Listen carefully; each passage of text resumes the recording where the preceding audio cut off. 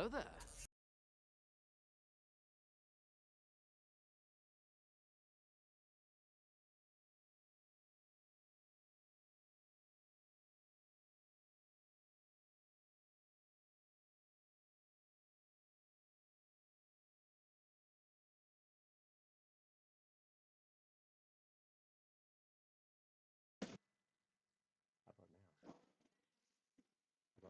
That there we go. So bizarre. All right.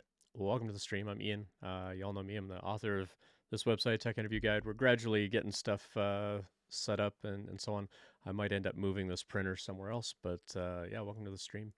Uh, got got the nano leaf stuff kind of like planned out for how we're going to get the nano leaf lights up on the wall here behind me. But good to see you. Hey, Carmen. Good to see you in chat. You heard Obi-Wan? Okay. Well, I mean, that's the important part. Everybody wants to hear Obi-Wan. Nobody wants to come hear me. But no, just kidding. Thanks for dropping by. Yeah, let's kick off job hunt for the week. Let's do resume reviews. Let's dive in on company research. Last week we kind of walked through how I like to do company research. But if any of you want help researching a particular company, you're welcome to DM me. If you want to send me some DMs, you can hit me up on the socials. You can hit me up on LinkedIn or Twitter or on the Discord community if you want to, message me on Discord. Send me the name of a company that you want me to help with research, or if you find a job post you want me to look at. I'm happy to evaluate any of that kind of stuff today during the stream. I kind of said like mid-year last year, I wanted the stream to be a little more demonstration of, here's how I would do a thing. And so I'm happy to help people out. So if you're on a job hunt and you're looking for help and you want to get into company research, or you're trying to evaluate, like, is this job right for me? Things along those lines, absolutely. Start dropping that stuff in chat, and we'll get going. Colorado represent. Yeah, I even got my Colorado T-shirt on too. I didn't even think of that when I was like, oh yeah, I got the hat on too. Um, but yeah, good to see everybody. Thanks for swinging through. We'll stream for a little bit today. We'll see how many people drop by. How close are we to our YouTube goal here? So YouTube, Ian Douglas. Um, so looking for 1,000 subscribers there, and then let's see, we are at 969 subscribers. So we're 31 subscribers away from a giveaway. And that giveaway is going to be this treasure chest. So this treasure chest kind of opens, it's all one piece, so it doesn't come apart or anything. It's all printed as one solid piece. So we're going to give this away when we hit 1,000 followers or subscribers on YouTube. And it won't be empty. It's empty right now, but it won't be empty when you get it. But I'm not going to tell you what's going to be inside of it, but it'll be a pretty nice surprise inside of the box for whoever wins the box. So yeah, hoping to get to that 1,000 subscriber mark in the next month or two. March is actually going to be a lot of travel for me, so there's probably going to be a bunch of times in March that I'm not going to be streaming. I think I'm going to be out most of the first week of March. Um, I'll be around for, I think, the second Sunday in March to stream. That Thursday I'll be home. Um, but then the following Sunday I'll be out, like whatever, it's the 19th, I think. I'll be out on the 19th. I'll be back for that Thursday, and then like the last week of March, I'll be around. So April is going to be like our big sort of monthly giveaway that we did last May and last October, where I'm like constantly 3D printing stuff and giving that away in the stream. That'll be April.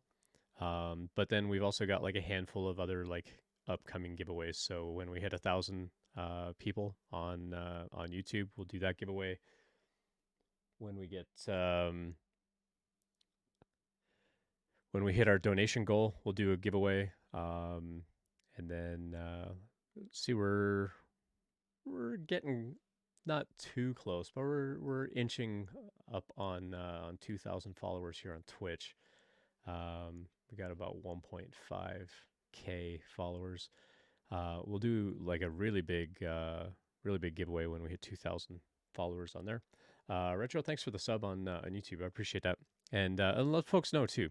Let folks know that that I've got a lot of free content on there. There's like I don't put ads on any of that stuff. Um, so let me know, or let other people know that there's a lot of stuff on there. There's a lot of resume reviews and things like that on YouTube that they can go check out for free. All the content on the website is totally free. I'm still working through the revamp on that material. I've been saying for a while that I want to get into some Tuesday night streams, and that's going to start this week. And so Tuesdays, I'm going to be actually working through the website. So I've been trying to toy around a little bit with like what kind of programming do I want to do, but the only way I'm going to get that website done is to like knuckle down and have some accountability on it.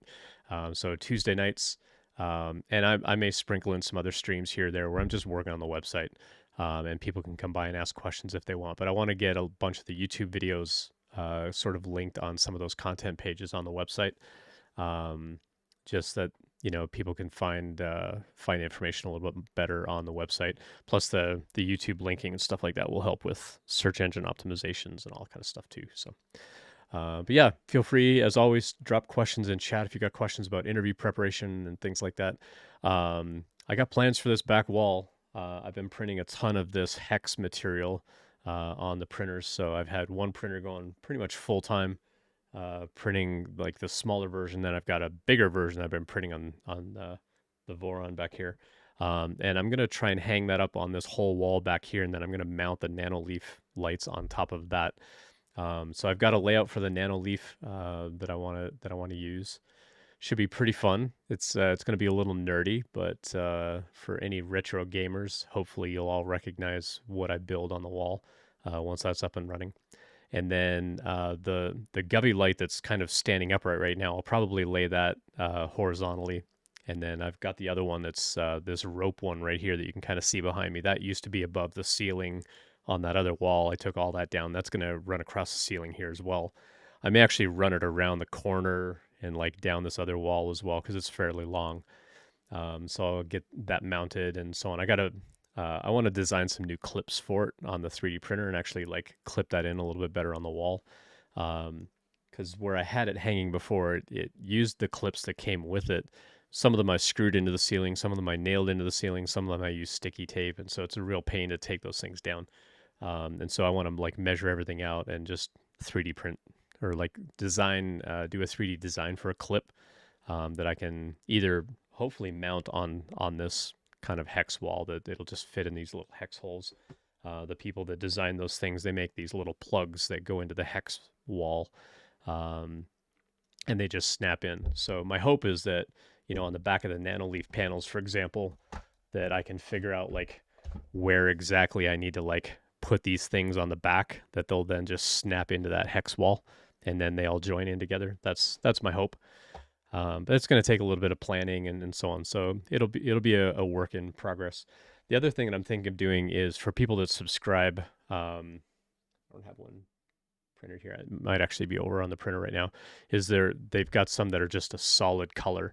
And I'm thinking what I might do is for folks that subscribe or folks that donate to our fundraisers and things like that, that I may make like a little plug, and so we'll gradually fill up the wall with these little plugs of people that are contributing to the channel, contributing to diversity in tech, and so on. I want to do something kind of special for folks that are helping out there. So we'll see how that all plays out over time as we kind of get in designing things and see what that's going to be like. So Tuesday is going to be just website stuff because I really want to get that rebuilt and revamped, sooner than later.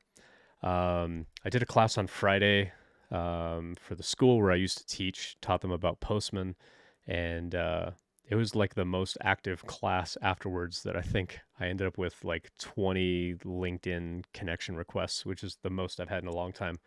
Um, and the students started hitting me up right away. They're like, "Hey, you mentioned in the class that you do introductions. Can you do an introduction for me?" I'm like, "Yeah, I'll do an introduction for you." So, um, and I make that offer here on the stream all the time. If you want an introduction to someone on LinkedIn that I know, I'm more than happy to make introductions. You just have to tell me who you want an introduction to and what you want me to say, and I will gladly make introductions. That's kind of the whole point of networking and setting up and nurturing those networks and things like that. So if you want to connect with me on LinkedIn, I will make those introductions for you.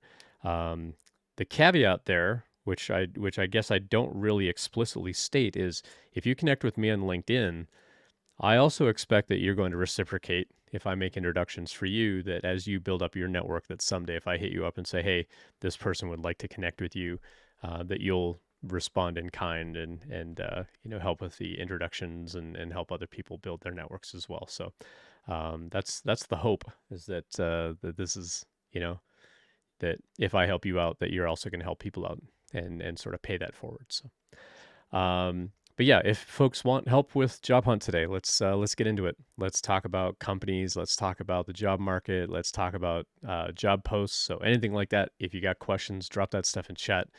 Let me know what you'd like to kind of go over today.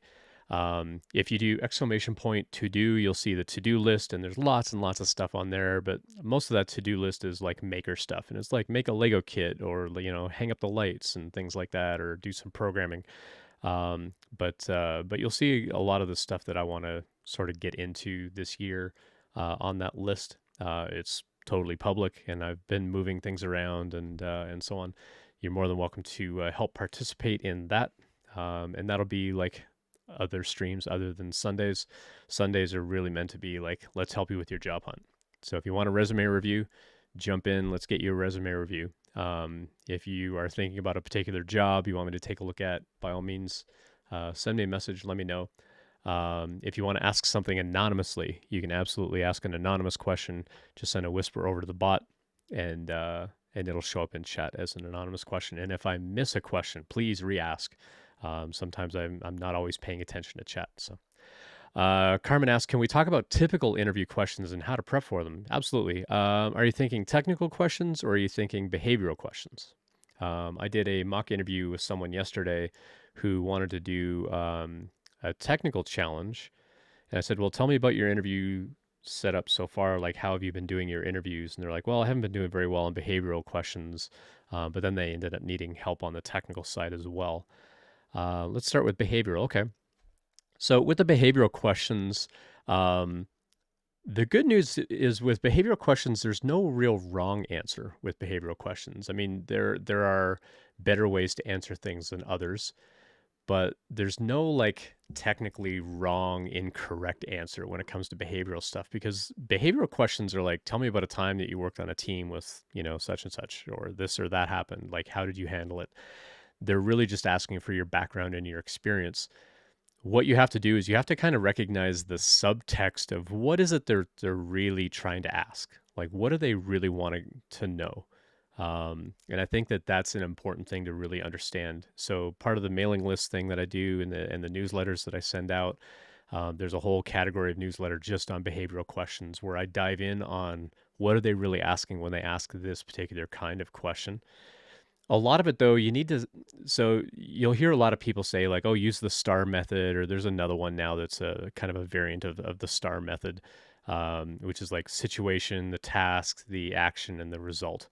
And that's really like how you sort of set up the story. But it gets a little formulaic after a while where you're just, they know when they ask you a question that you're going to go through this 4-part answer, and sometimes it takes a little bit longer, and they just want to like get down to the nitty gritty of like what was the result, like what was the action, what was the result. They don't need all the setup of the story and all the context behind it and so on.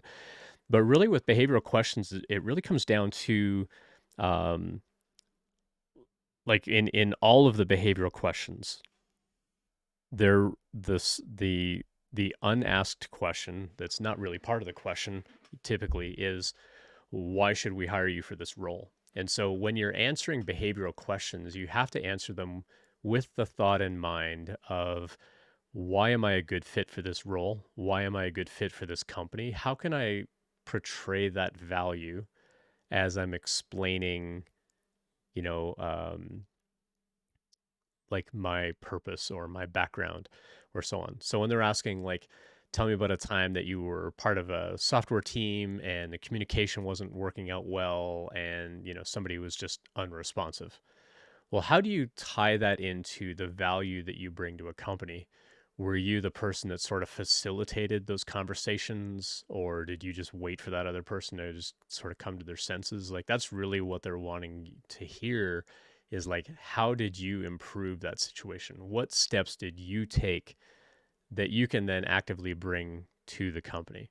And so when you're answering that kind of question, you can say, we had a person on the team and Ian wasn't very responsive and we thought his work was kind of dropping off. And so I reached out to Ian specifically in a private chat to say, hey, let's talk about what's going on.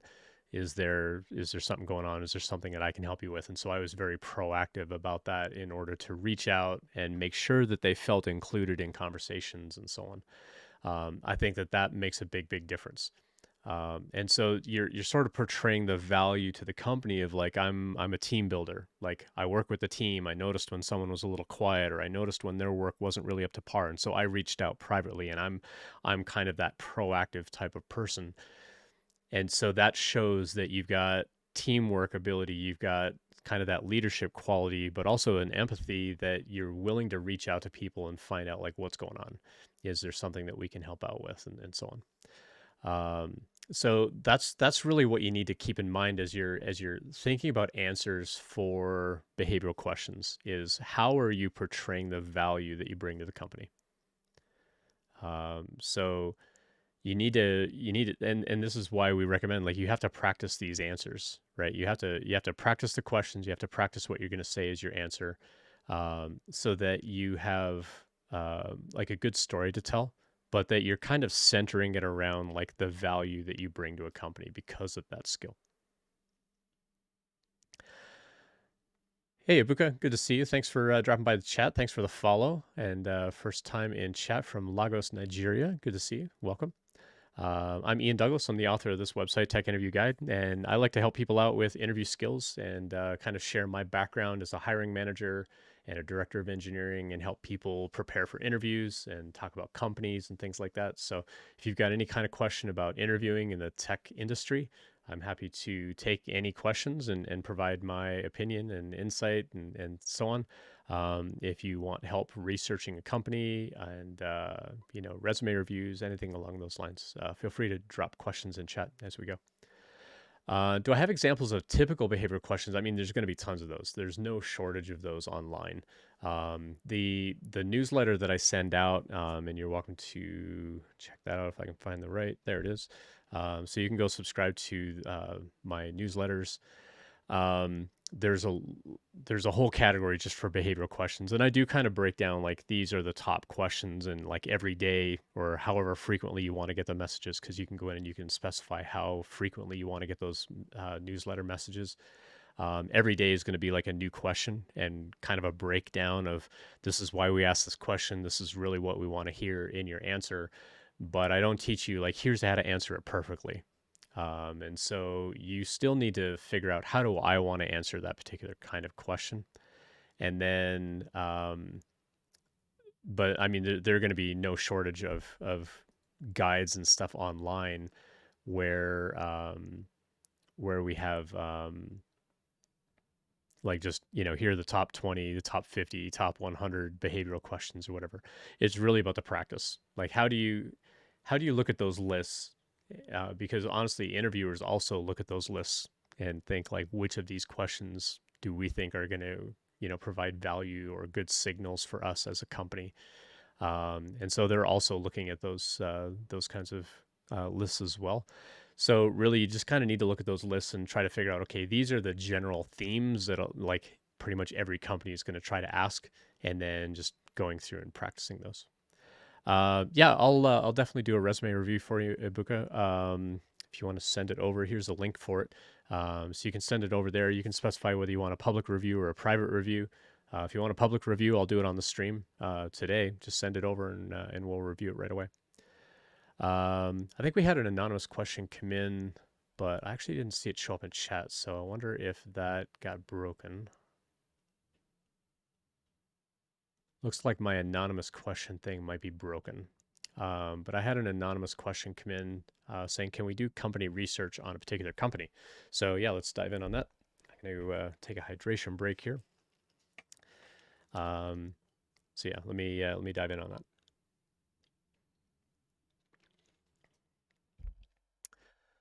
All right, let's switch over to this view. Let me pull up a browser here.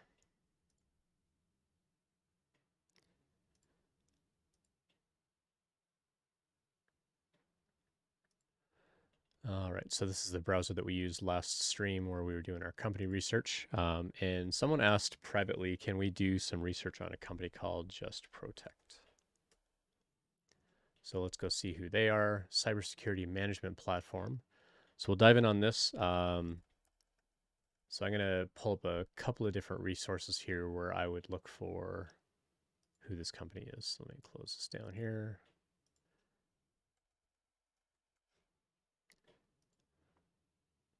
All right. So, I mean, I'm going to start with just a Google search, like who are they? Looks like they jump right into CFO, um, Crunchbase. I like looking at Crunchbase for funding. It lets me know, what kind of funding have they had? How long has the company been around? How how much runway do they have based on the number of employees that they have and things like that. So these are just the first couple of things I'm going to look at. Um, Couple of different sorts of other analysis from other companies like G2 and PitchBook. Um, I'm gonna pull up Crunchbase. I'm gonna pull up the actual company's website as well, and we'll kind of start there. So, um, all right. So just protect the connective tissue between cyber secure IT and the business.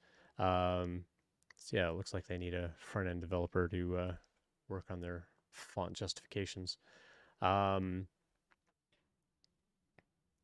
Cool. So they're based in Florida. They do link over to their LinkedIn. There's not a lot on here by way of like, oh, we have a company blog or here's about us or anything like that. If we click on that, it just goes back to the homepage. Sometimes there'd be like a menu across here, like, come read all about our company. There's not a lot of information on their homepage, which is a little disappointing to be honest.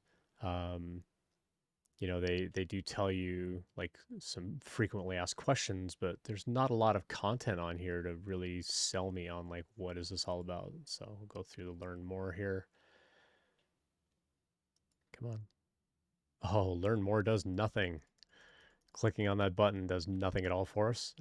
So that's not a good sign. All right, so let's go take a look at their LinkedIn profile for the company. So it's a SaaS platform, helps simplify the process of distributing and responding to internal and third-party assessments. 10 employees on LinkedIn, so pretty small company. Um, so keeping in mind that not every employee is going to be on LinkedIn and not every employee is going to be active on LinkedIn. Um, the fact that the company has a LinkedIn profile is a good start, but even seeing that they've got 10 employees, they might have like 15 total. Like not everybody's going to be on LinkedIn, but um, it's going to be a fairly small company, it looks like. So let's see who we can find on LinkedIn. So we'll go click on the employee list. We got a CEO, another CEO, a CIO, optimizing time, but they don't really tell you what that role is. UI UX designer. They've got a chief product officer, Web3 growth marketing leader. Okay. Development team lead. Um, okay. React native developer, and that's it. So there's not a lot of people on here as far as like their employee count and so on. So pretty small company. Let's go take a look at Crunchbase. Um, Now, not a lot of people are going to be registered on Crunchbase, and so the employee profiles and so on tend to go out of date pretty quickly here. But yeah, still pretty new. Crunchbase does a really good job keeping track of rounds of funding and things like that. So anything funding related is going to be pretty accurate on here. So we can click on financials.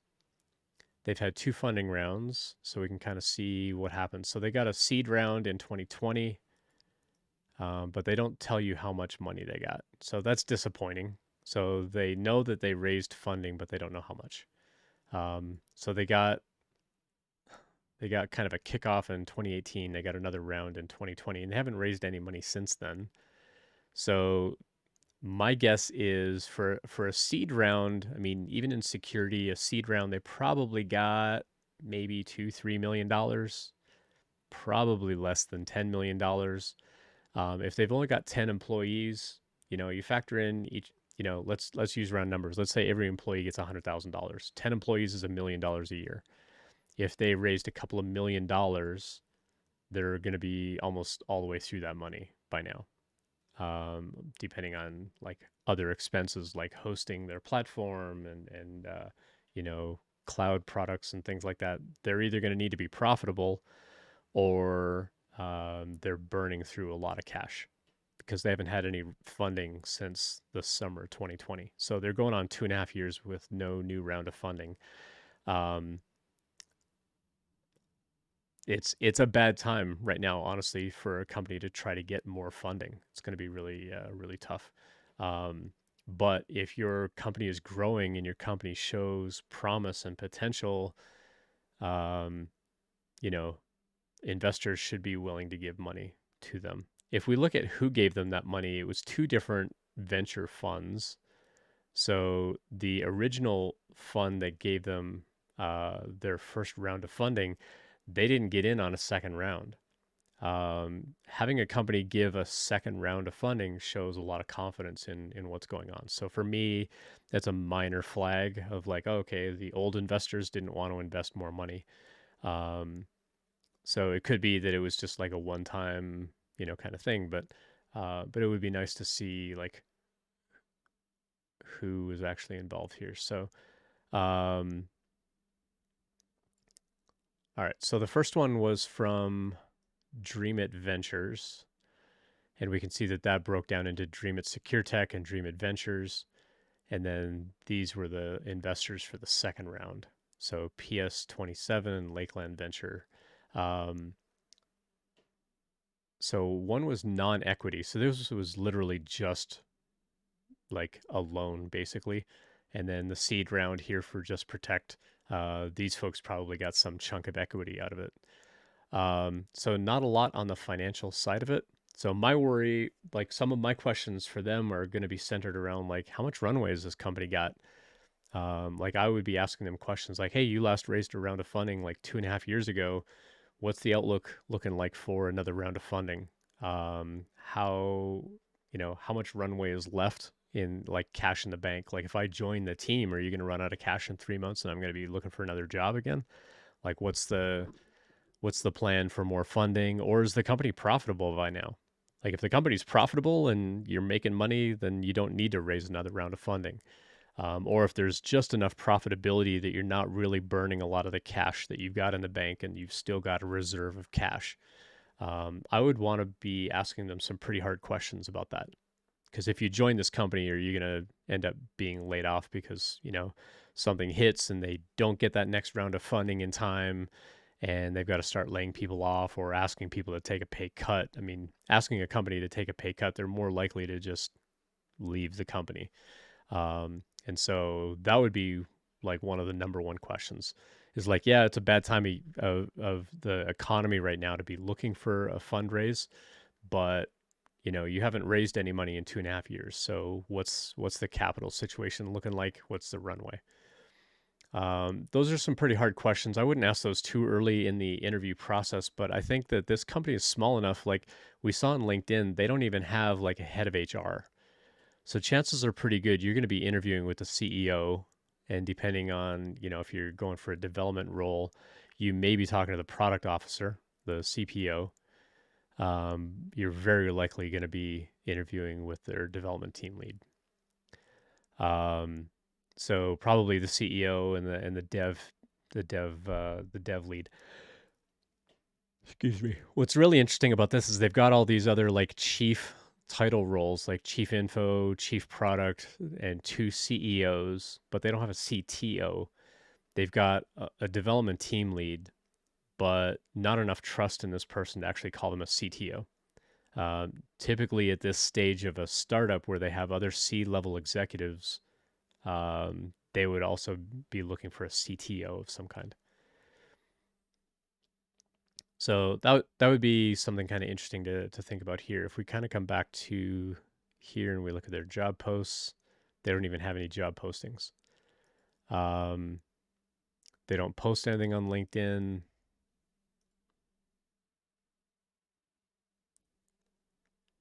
They had some like stuff back in 2021, but they haven't done any events since 2021 either. So to me, it feels a little bit like this company's slowing down a little bit. Um, they posted this, that was 3 years ago. So I can't even see like the date of when that was posted. That was their most recent video was 3 years ago. So to me, it kind of feels like this company's slowing down a little bit. But I would be really curious about runway. And to me, that would be a bit of a flag. If you're looking for, kind of that medium to high risk startup, because there can be good sort of upside joining a startup this early, you probably get a fair amount of equity, which will pay off hopefully someday. But I don't see a lot of growth in this company over the last couple of years, to be honest. Even in tougher economic times, if a company is doing well, their investors are still going to be offering them more money. So I would be basing my outlook on those tough questions of what's the outlook for the company? Is there another round of funding coming up? Is there what's the runway looking like? Like how stable is this company from a financial point of view?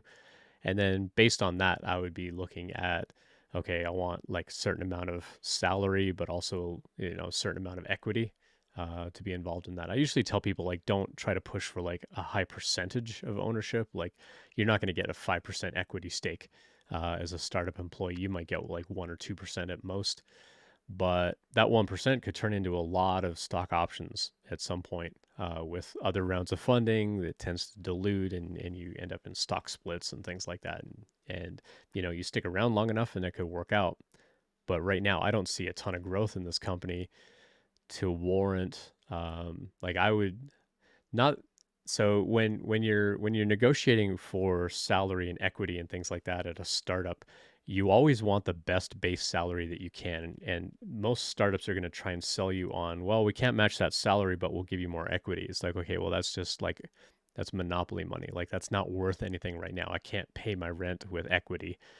But that's also the risk you take. And so sometimes you work for a little bit less money, hoping that the company's going to succeed, and they're hoping that by giving you those stock options that you're going to help the company succeed and continue to grow to the point where they are going to be profitable and their equity is worth more and more and more. But that takes a long time when it's this new where they've only effectively got a seed round. You've got series A, series B, series C, probably a series D before maybe they go public, and you factor in each of those rounds is going to take like 2 to 3 years, right? You've got 5 more rounds of funding to go through, at least 4 rounds of funding before they would go public, unless there's an acquisition. But I would say at a minimum, you're looking at 4 more rounds of funding before they go public, and 2 to 3 years per round. I mean, they're due right now. Like like if you interview with this company and they don't actively talk about like, oh yeah, we're expecting our seat or our Series A round of funding like this summer, like unless they've got all their ducks in a row, like I would be asking really hard questions about financial stability. But if they're getting their Series A pretty soon, you want to get in before that because then your equity is going to be worth more down the road. But you've still got Series A, B, C, probably a Series D before anything major happens. 2 to 3 years for each of those cycles. You're looking at least a decade before any of that equity means anything. And so, this early stage, you want as much salary as possible. Equity is nice to have, but if you're not planning on sticking with this company for a decade, um, I don't know. Like I wouldn't be risking that myself. I have in the past, but right now with the way the economy is, and I've got responsibilities like a mortgage and so on. I have to be able to pay my mortgage. I have to be able to pay my bills and buy groceries and so on. So right now, like knowing nothing else about the company and just looking at the financials, I don't have a ton of confidence in this company myself. Um, so beyond that, trying to research the company, they don't share a lot on their webpage about like who they are and what they do. Like, the learn more button does nothing. I click on this and nothing happens. Go to the homepage, like nothing new really happens here. They've got some testimonials, but they've only got 3 testimonials. Um, they've got like these little expansion things, but they're like none of these link out to more information. So like this is it. They've got a landing page for their website. They've got a privacy policy, and that's it. But even the privacy policy, you can see if you hover over it, doesn't actually go anywhere. It just takes you back to the top of the page. So there's not a lot of content to be found about this company. Like they don't, I think I saw when we were searching on Google, I think they had a Twitter account. So we can go look at their Twitter account, see if there's anything on Twitter. They've got a decent following. So they had about 600 people following them on LinkedIn as well. Tweets and replies. Let's look at how actively they tweet. So they haven't tweeted since the end of 2021. So what have they been doing for the last year? Like I don't see a ton of growth in this company. I don't see a ton of like active participation. You know, they had a quote or they had a tweet in December, they had a tweet in October, a couple in September, actually quite a few in that September. But then it feels like it kind of trailed off from there. So did they lose their social media manager? Or is that just not a priority for them? Like these would be things that I would want to be asking them questions about as far as like what they do and what they're like where they sort of see themselves in the market. So yeah, I don't see a ton of content on here to be honest. I'm just gonna open up the network or the dev tools on Chrome as I click around the website. I know I'm not showing that on the I'm not showing that on my OBS right now, but when I look at what's happening sort of behind the scenes, they have like a performance thing that's going to Cloudflare that basically says like, I hit the web page and here's some information from Cloudflare. Um, they're using HubSpot for some front end analytics, but that's really it. Like, there's nothing else going on this web page. There's no information other than like, hey, you can get notified, with a newsletter of some kind. So it's going to be really hard to research this company. Like, who is JustProtect? Like, we can come back and go back to the Google search results and see, like, what do these other companies think? Like, what does G2 think? What does PitchBook think? Like, you know, what kind of information have they got? They have a Facebook page. I'm guessing that's going to be just as empty as their Twitter page. Yeah, December 2021. So it looks like they're probably mirroring a lot of content from Twitter over to Facebook. Again, October, and then a whole bunch in September. So all the stuff that we saw on Twitter, they're basically cross-posting over to Facebook. So Facebook and Twitter aren't telling us anything. Let's go take a look at G2. So we're a content agnostic cloud-based platform that centralizes and simplifies assessment processes for the key like buzzword bingo here with with or without a GRC. So nobody's like spot checking their spelling or grammar. Whether it's third party risk procurement, internal audits, or compliant readiness, you can drastically reduce the human cost of your cybersecurity, finance, privacy, and healthcare risk assessment process. Okay. So are they helping you scan your software for risk assessment? Like that's kind of what it feels like, but I'm not getting a real good vibe on like what this company even does. Allows companies of all sizes to distribute and answer assessments at scale. Okay. We centralize to simplify assessment processes for companies with or without a GRC. Okay, so they're just repeating all that. So, not a ton of content here either. Compliance made easier. Makes managing the vendors you work with easier, especially when time and resources are limited. Get some grammar checking in here. The platform helps to better understand their potential risk. So it sounds like the platform, you go in and you add the vendors that you work with, and they tell you whether those vendors have done some kind of risk analysis or so on. Um, yeah, I'm not getting a great vibe here out of this company, if I'm honest, because there's not a ton of information on what the company actually does, how they operate, and so on. Primary office in New York. Again, they're just kind of echoing what Crunchbase was showing us already. They're still seed stage. They've had 4 different investors. They were founded in 2017. They've only raised a little bit of money, but again, they're not sharing the amount. So the last thing that I would probably do is when I'm looking at the employees is like go look at the background of who's running the company. So we'll go look at their C-level executives here and we'll see what did they do before this company. So their CEO, they've been doing this full time, 5 years, 9 months. They had a little bit of overlap with this consulting group.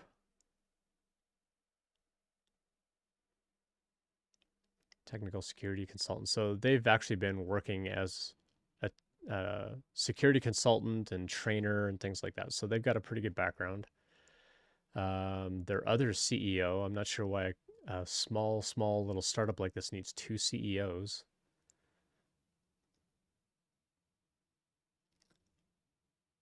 So, oh, so they're a CEO of some other company completely. They're just an advisory board member of JustProtect. So they're not involved in day-to-day operations. So they're out.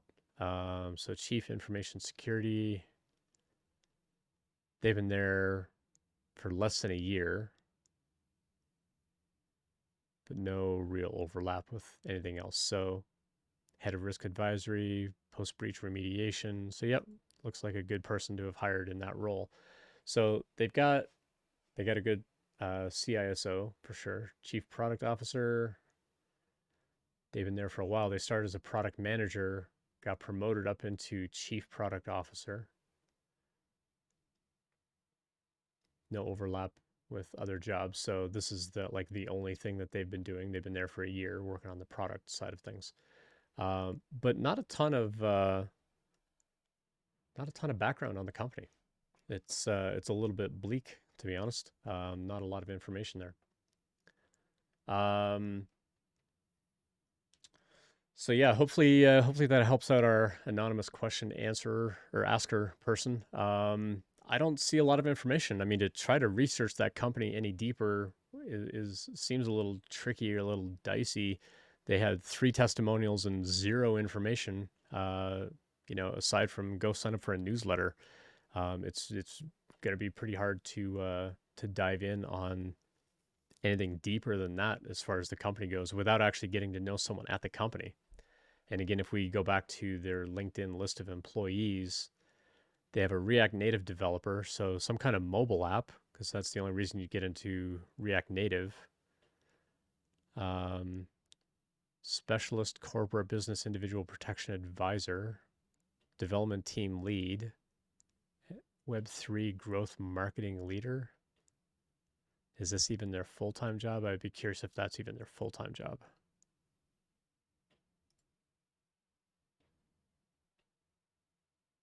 Nope. So they were a growth advisor on contract, and they've been a contract employee there for a while, just on growth. So a growth advisor, a growth hacker, they're basically trying to figure out like how do we get more customers. Um, they've it seems that they've decided over the past year that social media is not the way to attract that. But this is not their full time job. They're a contract employee. Um, so from a development team point of view, I mean, optimizing time, but like, what does Chandler even do?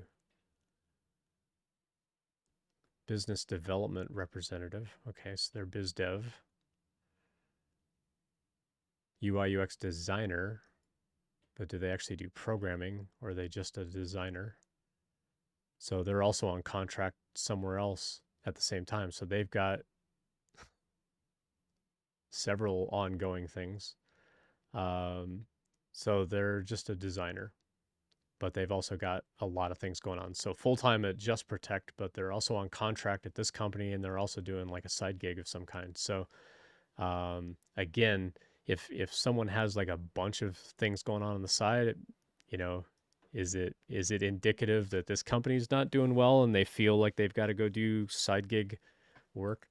I'm just not getting very good vibes about this, to be honest.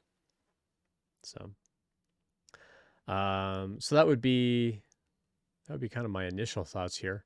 Um,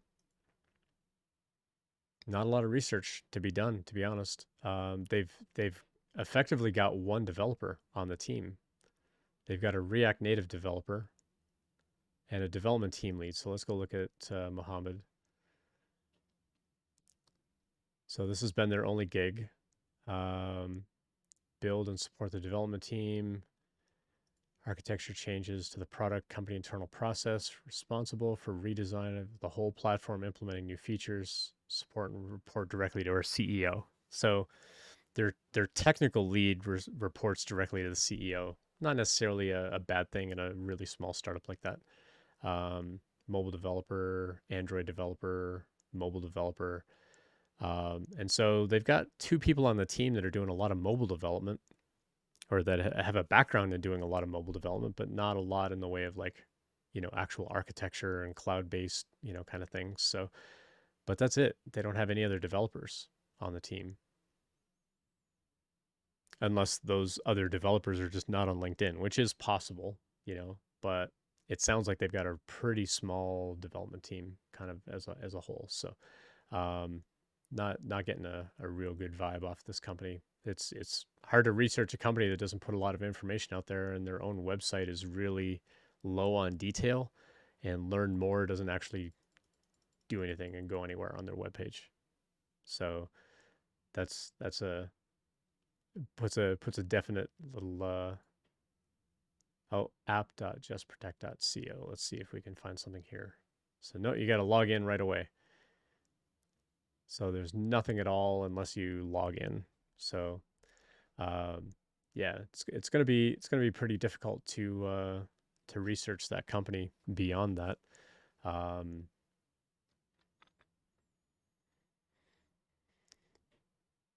Zoom info says they're based in Florida. The other website said they were based in New York.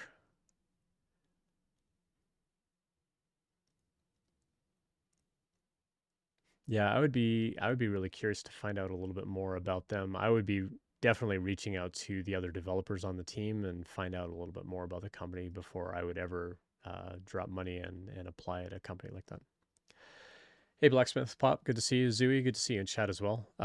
Sounds like it'd be a lot of long hours for the devs. I mean, it could be. I mean that's pretty typical of a startup anyway. Is that you're typically taking less pay, working more hours, hoping for the upside of like, hey, this equity is going to be worth like millions of dollars someday.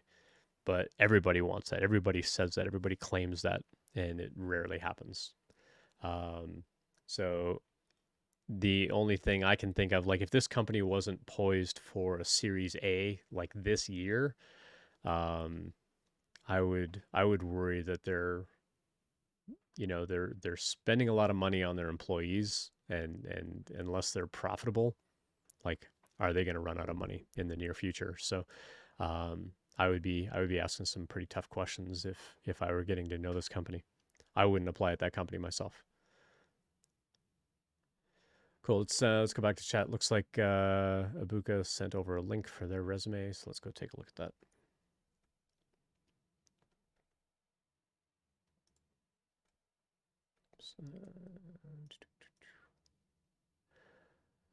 All right. So typically, I would ask to send this through the forums just to make sure that you're cool with like anonymizing your content. But since you sent this over, we'll just roll with this as is. Wrong window though. Let me pull this up into the correct window here.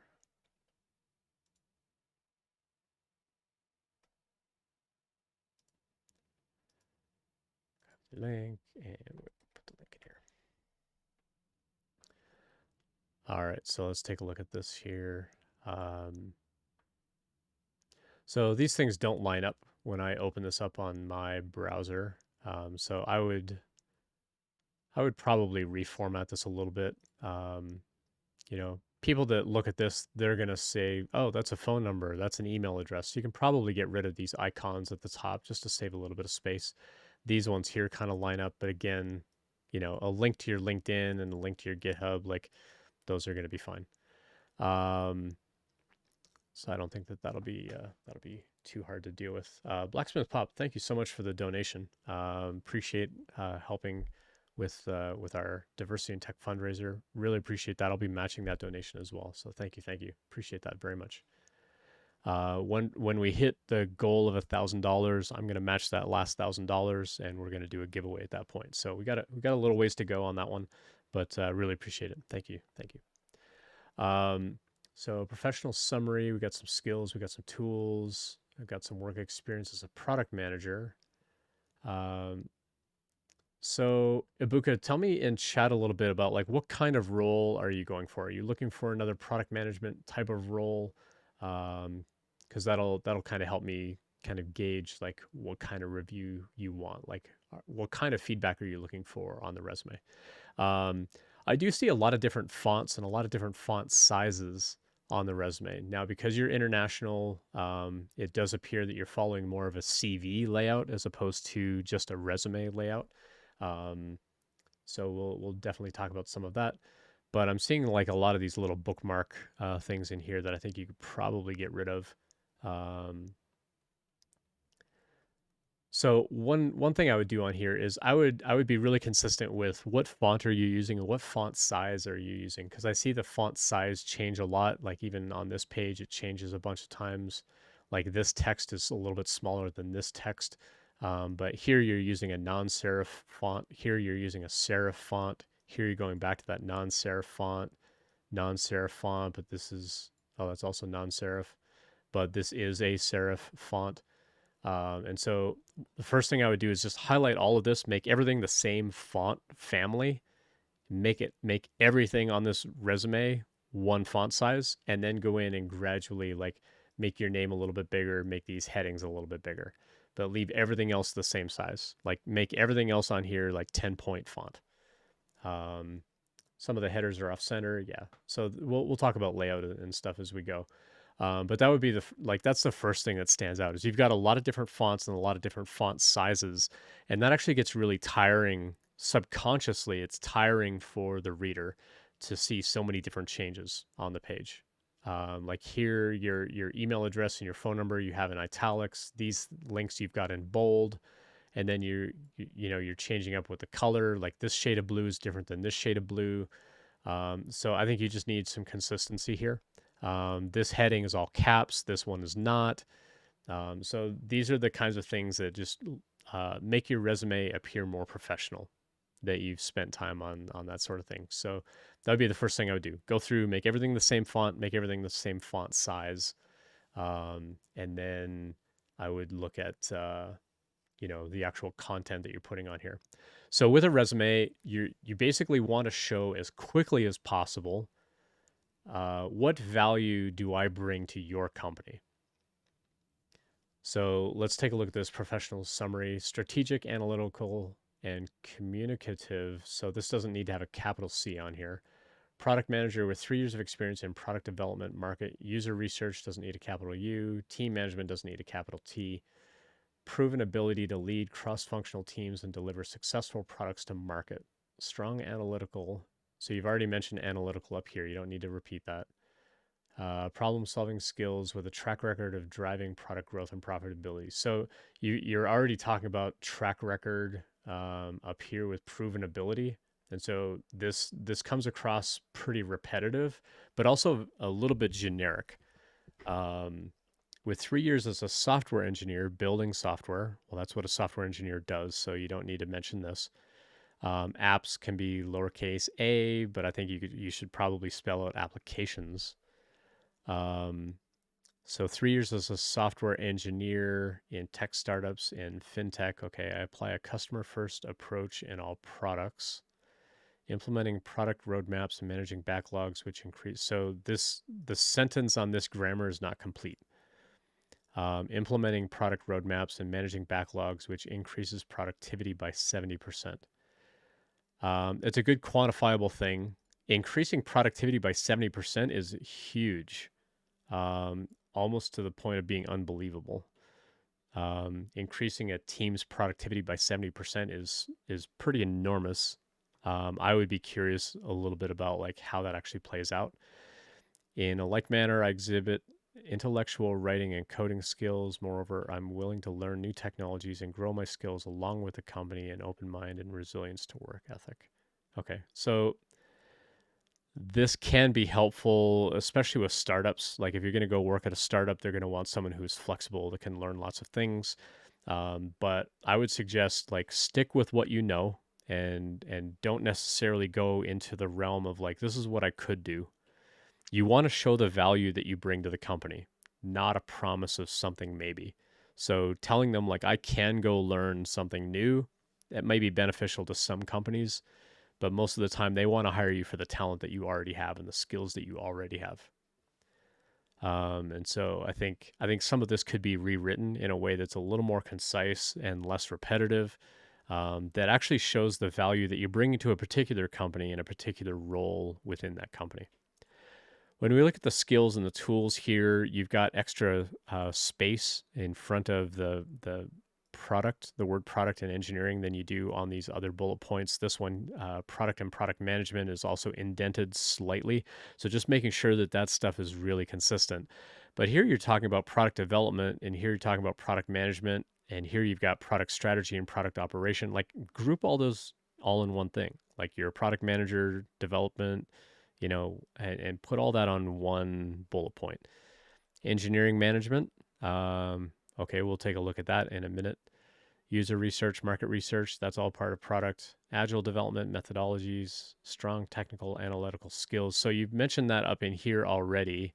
Not sure what this question mark here at the end of that line is, if that's meant to be a particular font thing that my browser's just not showing. Strong communication presentation skills. Okay.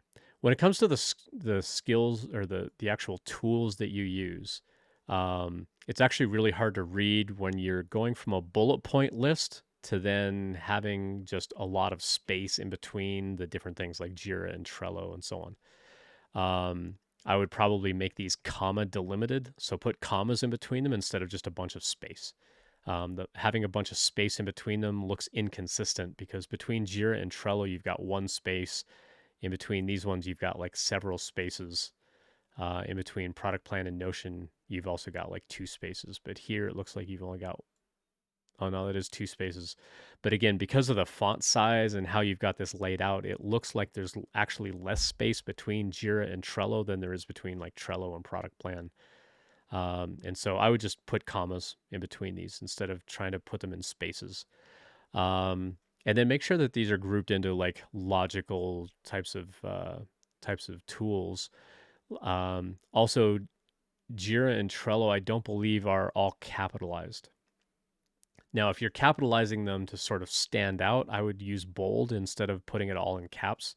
Again, it shows uh, an attention to detail that you're calling a technology by its actual name, and spelling it and capitalizing things properly. So I would be careful about that. Amplitude, Google Analytics, ClickUp. So here you've only got one space in between each of these tools, where on this first line you had like several spaces in between each of the tools. So again, I would be careful about that.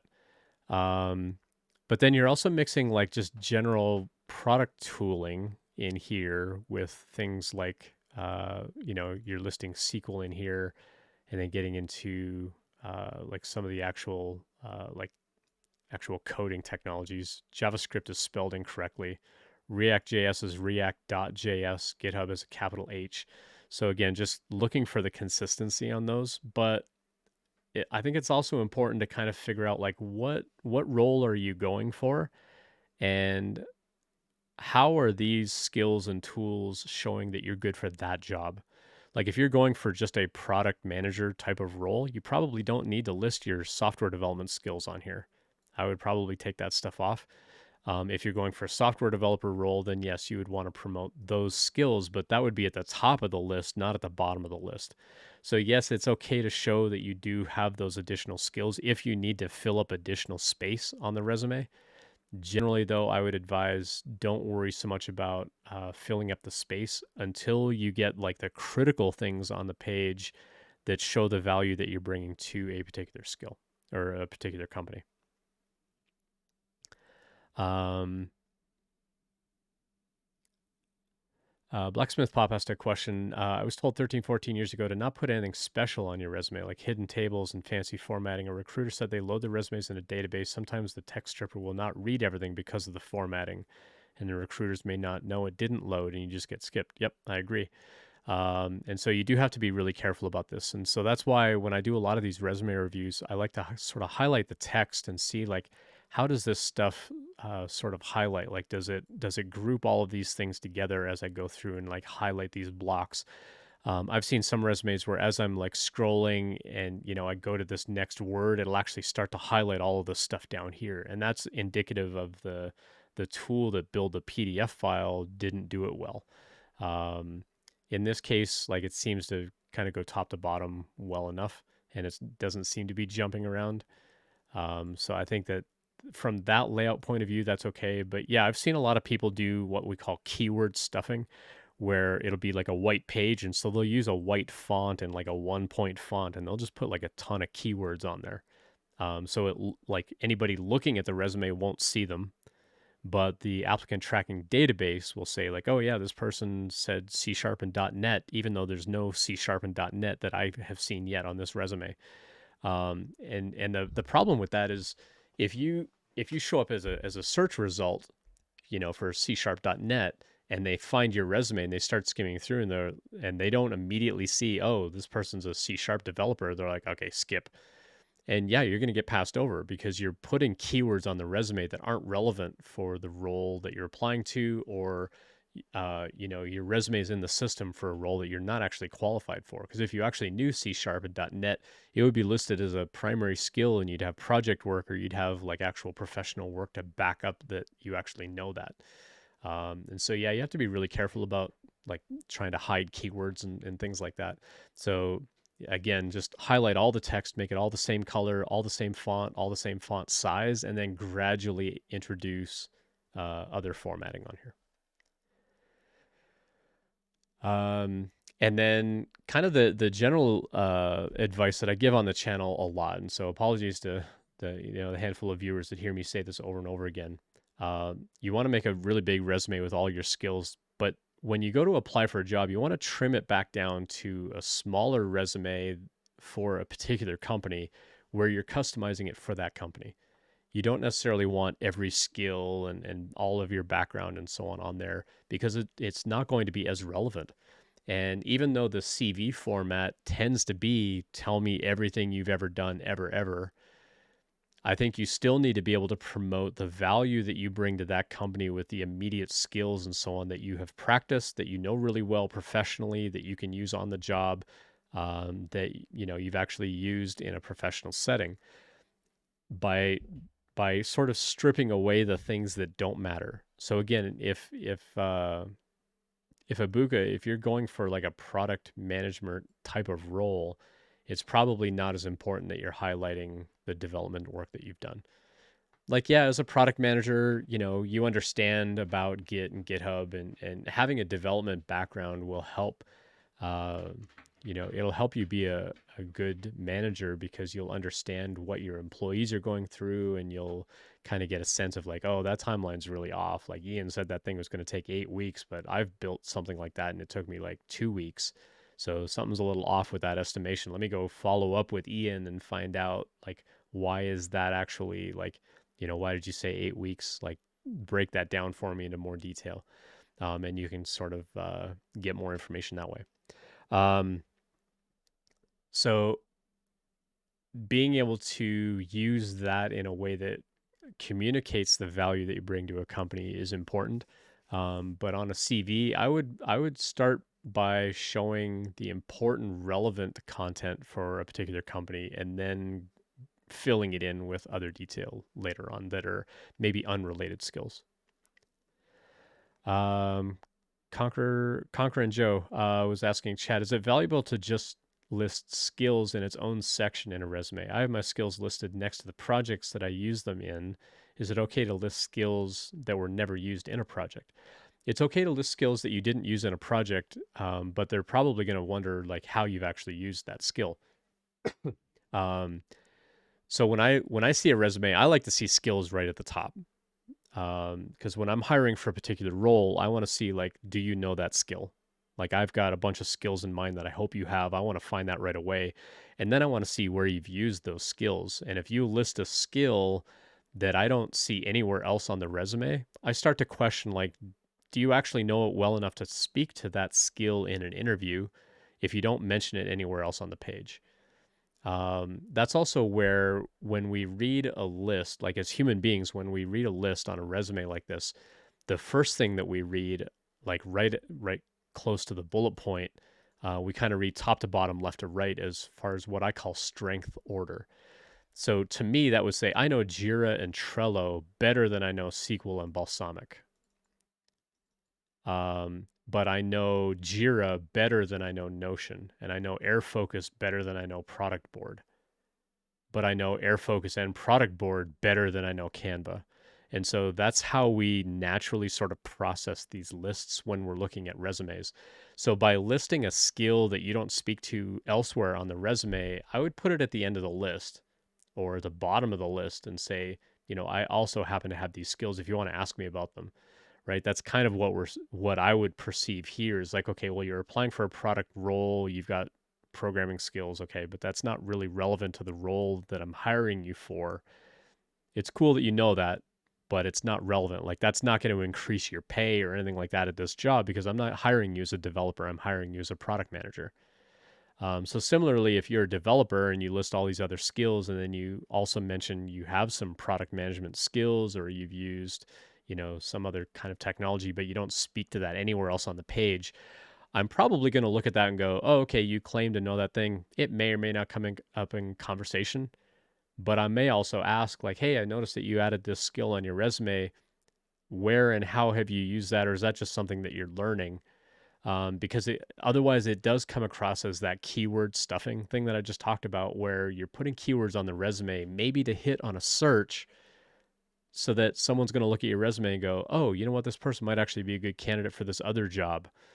But that can be a risky thing because if I was looking for someone who knew Git and I see this way at the bottom of your list, I'm like, okay, well, if you really wanted to promote that you knew Git, it might be higher on the list, and I might be, I'm going to be less likely to call this person because it's way down at the end of the list, way on the right side.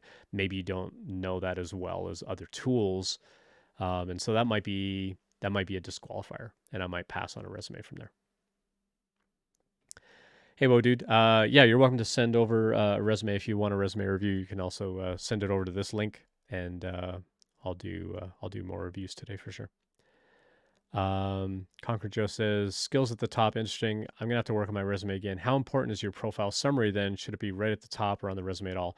Um, so again, that depends on what kind of resume you're going for. So Ibuka here is using kind of the international CV format because they're based in Nigeria, and so they tend to list a lot of content on a CV. Where what we would use in North America for a resume, it would typically get condensed down to a single page, maybe 2 pages at most. Um, and so if you need the room to really convey like these are the skills, these are the projects, this is the work experience that I have that's highly relevant to this job to which I'm applying, then you don't really need a summary.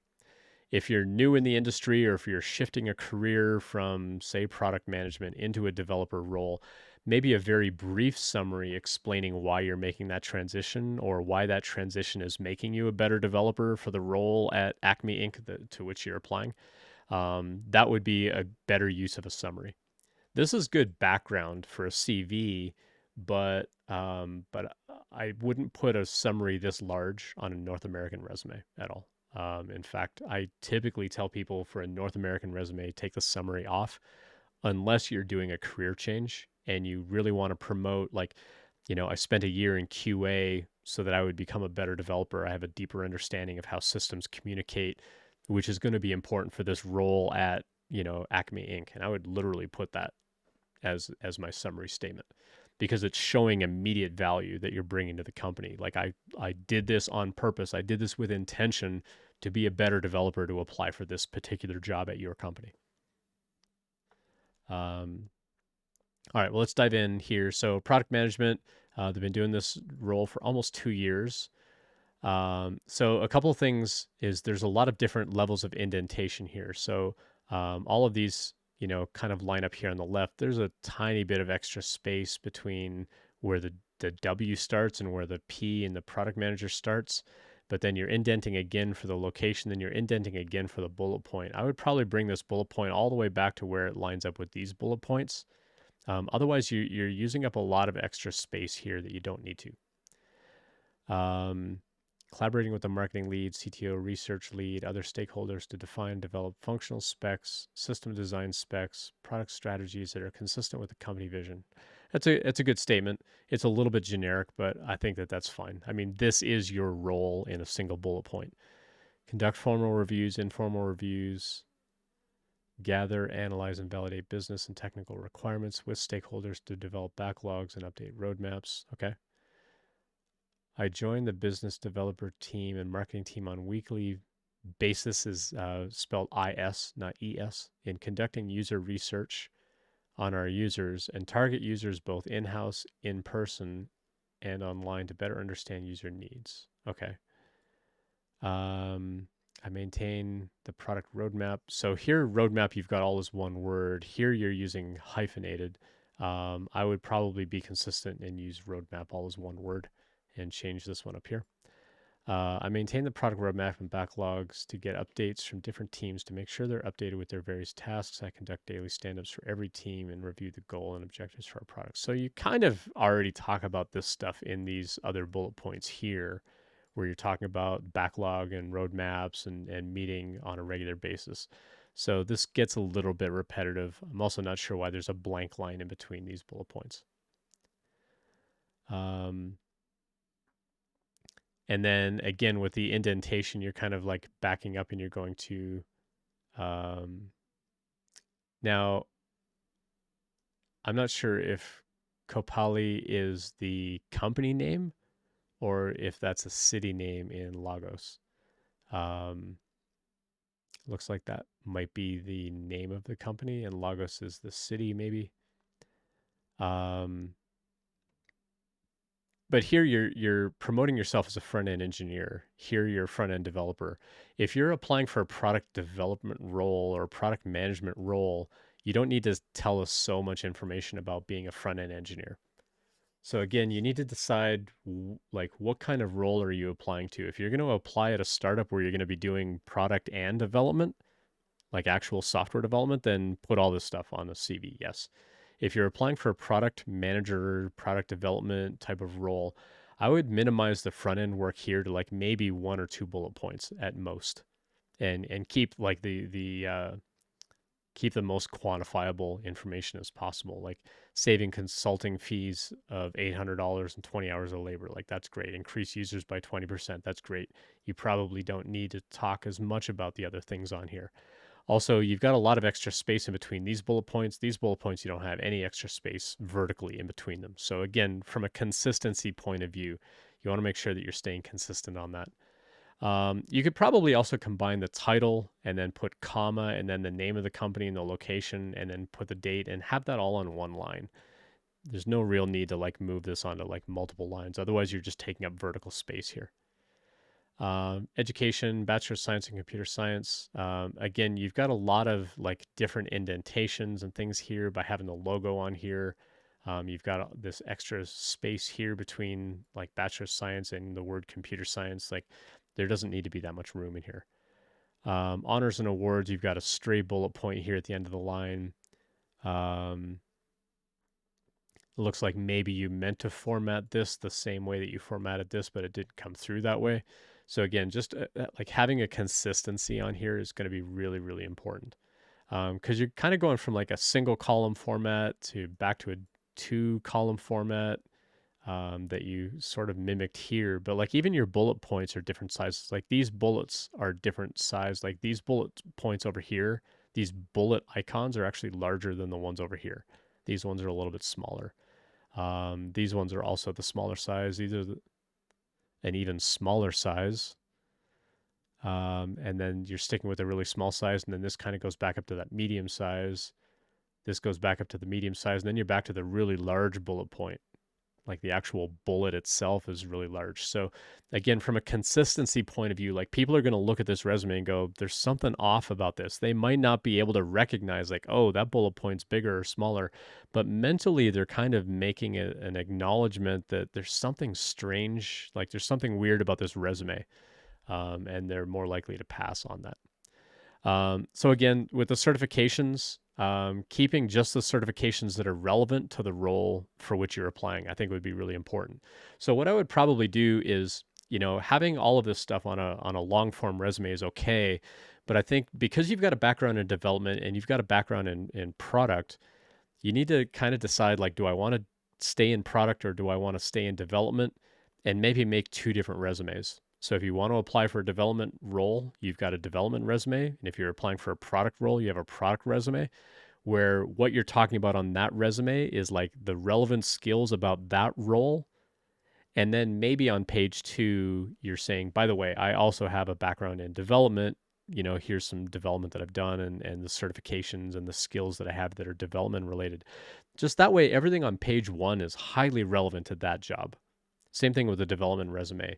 Put all your development skills, the development certification, your education, and so on. Put all that on page one, so that when I'm looking at page one, I'm like, oh yeah, this person's highly relevant. Oh, okay, page two is all this product stuff. Okay, but you're applying for a dev role. I can see immediately the value that you could bring to my team. So that's where like mixing this stuff together on a single resume gets a little bit harder for us to read and interpret, because you've got information all over the place. And I think just deciding if you're going to do product, make just a product resume and take all of the development stuff off of here. Like take your Solidity blockchain developer, like take that stuff off. Take your front end learning stuff off. Take the React stuff off, because that's not going to be relevant for a product role. And likewise, if you're going to apply for a development role, the product stuff doesn't need to be as prominent on the page. And when it comes to the work experience that you're listing here, you could literally call this relevant work experience, and just show them the relevancy that you're bringing to that job. So that's how I would kind of reformat this a little bit, and think a little bit differently about how you want to lay this stuff out. That'll make it a little bit easier to read and a little more concise. Because even with the CV format, I've been speaking with people in Europe about kind of this international CV format, and even they want a shorter resume. Like at most, they want to see 2 pages. And so trying to figure out like having a longer resume than that is fine, but when you go to apply for a job, you need to trim it back down to 2 pages. And you do that by figuring out what's most relevant to that company where I'm applying for that job. Let me trim that stuff out and make a custom resume just for them.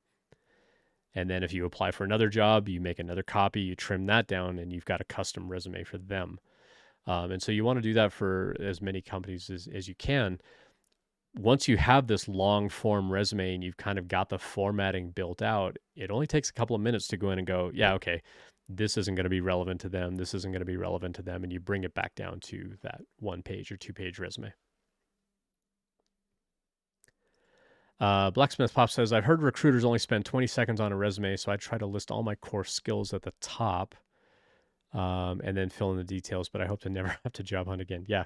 It's even less than that. It's more like 6 to 10 seconds. And again, they're looking for high relevancy. Like, should I even call this person? If they've got to look through a ton of information, or if it's a really solid, dense page of text, they're just going to pass on it. Like, they don't have time to read all of that. They want to find the people that are most relevant. They need to find that information in a hurry, because they've got hundreds or thousands of these resumes to look through. Even on search results, like they're going through their applicant tracking system database and whatever, and they say, find me a Python developer. It's going to come up with hundreds of resumes. They need to look through that and go, okay, well, who might still be job hunting, who's still at their job versus who's unemployed, because that'll give them an idea of um, how urgent you need a new job.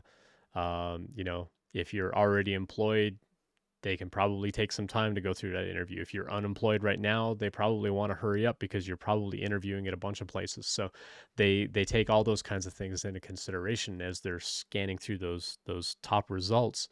Um, but they, the applicant tracking systems have their own algorithms about how they evaluate your resume to come up with a score that when they search for a particular keyword, there's like a higher relevancy to your resume for a particular role than maybe someone else. So how do you show them in a hurry that you're relevant to that role? That's why I like to see the skills block right at the top. As a hiring manager, I would like that's the first thing that I want to see. And if I've got to skip a bunch of information to see the skills at the bottom, then I've skipped everything that you may have very cleverly written at the top because I'm just going to skip right down to the bottom of the page where you have that skills block so that I can find out, do you have the programming languages that I'm looking for? Do you have the other technical skills that I'm looking for? And then I might glance through some other things to make a determination of, yes, this is someone that I'm going to call. When I actually call you, I'm going to spend more time reading your resume. But that initial scan is 6 to 10 seconds just to figure out, should I call this person? Um, and if that answer is a yes, then maybe you're going to get a phone call. Or maybe I'm going to group a bunch of them together and then have a second pass and say, okay, these are my maybes. These are definite no's. Now let me go through the maybes and figure out who's a yes. And I'm going to go call those people. So I might get hundreds of resumes. I might call 10 to 20 people. I hope to interview five to hire one. Like that's kind of my mentality when I'm going through lots and lots of resumes, is how many of these people do I actually have to interview to find the one person that I want to hire for that role? So the more relevant you can make yourself appear to that company, the more likely you're going to get that interview. And then as you speak in the interview and again, kind of center your answers around why you're going to be an important asset to the team, why you're relevant to the company, more likely you're going to be to get through those interviews. Whoa, dude, submitted. All right, cool. You did the non-anonymized one. Just send another one over. That's fine. No rush there. Cool. So hopefully that helped on that resume. As far as the certifications and everything go down here, I like that you've got dates on these to show me how recently you've learned these. Things that are like a really long time ago, like front end learning in 2018, and like that lines up with working these other roles, which I think is fine. But again, I would be listing all of these in a more chronological order. Having it in two columns makes it a little bit harder to see. Or maybe you could put like all your product management on one side and all your development stuff on the other side. Something like that. And again, you've got a lot of extra space vertically in between these, which to me doesn't make sense why they're all like spread out like this. So I think spending some time on the formatting here, I think would be really important as well. All right, cool. So if anybody else has a resume that you want to send over, I'm happy to go over more resumes. Just send it over to this link, and we'll take a look. So let me go see if I can find Whoa Dude's resume and whether you've sent over a new one or not.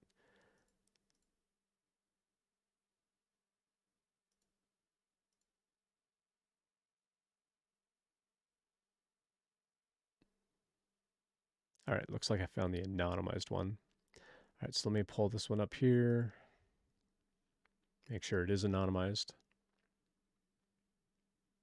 Yep, it is. So let me download this. I'll change the name of it to hide your real name.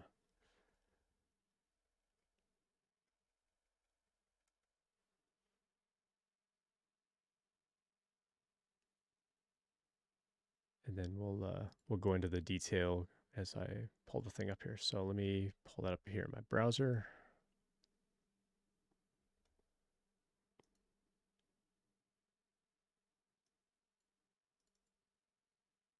Oops.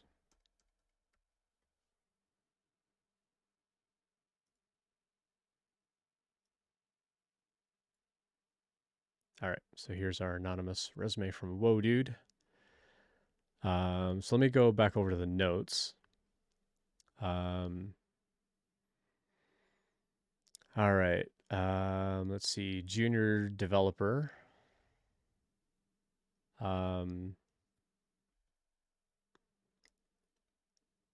So So part of the form is asking like what kind of role are you going for? Like tell me a little bit about your background. So let me go to your previous one that you sent here, see if there's any other notes in here. Any general advice? This is a revamped version of the last submission. I feel good about it, but I'm sure there are improvements that could be made. Going for a junior role. Looks like no other content there. So let me pull that up. All right, cool. Let's have a look. See what we got. See what we're dealing with here. Um, oops. There we go. All right, so got everything masked out here, which is fine. Got a skills block. We got some project work on here, Slice Wars, and so on. Community college, 100 devs. Got everything down on one page. So first thing I like to do for a one-page resume is like zoom out. How are you using the space on the page? I think it's fine. You got good contact info up here. Your skills header is mixed case where your contact header is all caps. Project work here, open source work, education are all mixed. Employment is mixed. So I'd probably change your contact header to just be like capital C and the rest lowercase. You've also got a lot of empty space down here at the bottom. So I think you could probably put an extra line of empty space in between each of these sections just to spread them out vertically a little bit more. And that way it won't look like there's this big gaping, empty hole here at the bottom of the page. So like just uh, it'll make it look like you're filling this part of the page up a little bit. If vertically you can just move each of these sections down a tiny bit. Then you got project work, open source work. All right, let's dive in. Software engineer, full stack developer.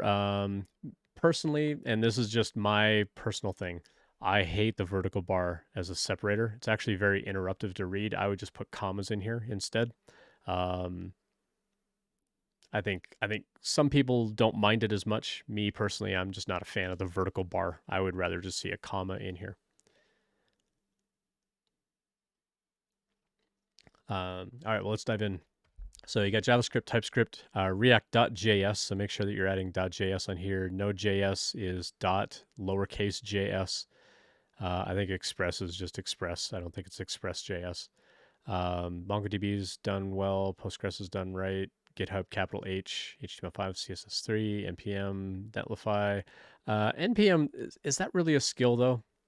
I mean, you use Node, but is NPM really a skill? Like NPM install, NPM, like install a package and use the -G to install something globally. I don't know that NPM is really a skill unless you're building your own JavaScript packages and you're actually using npm to like submit to their database and things like that. I don't think npm is really a skill to list on here. Netlify, that's definitely a good skill because you're deploying things. Vercel, Render, Railway, Cyclic, Microsoft Office. I would take Microsoft Office off of here. No one cares like what word processor you use. Excalidraw would be good if you're showing people that you can do like visual design and layouts and things like that. Bash, that can be a skill. It may not be that relevant for a front end developer role, but it does show that you've got like you know how to use the terminal.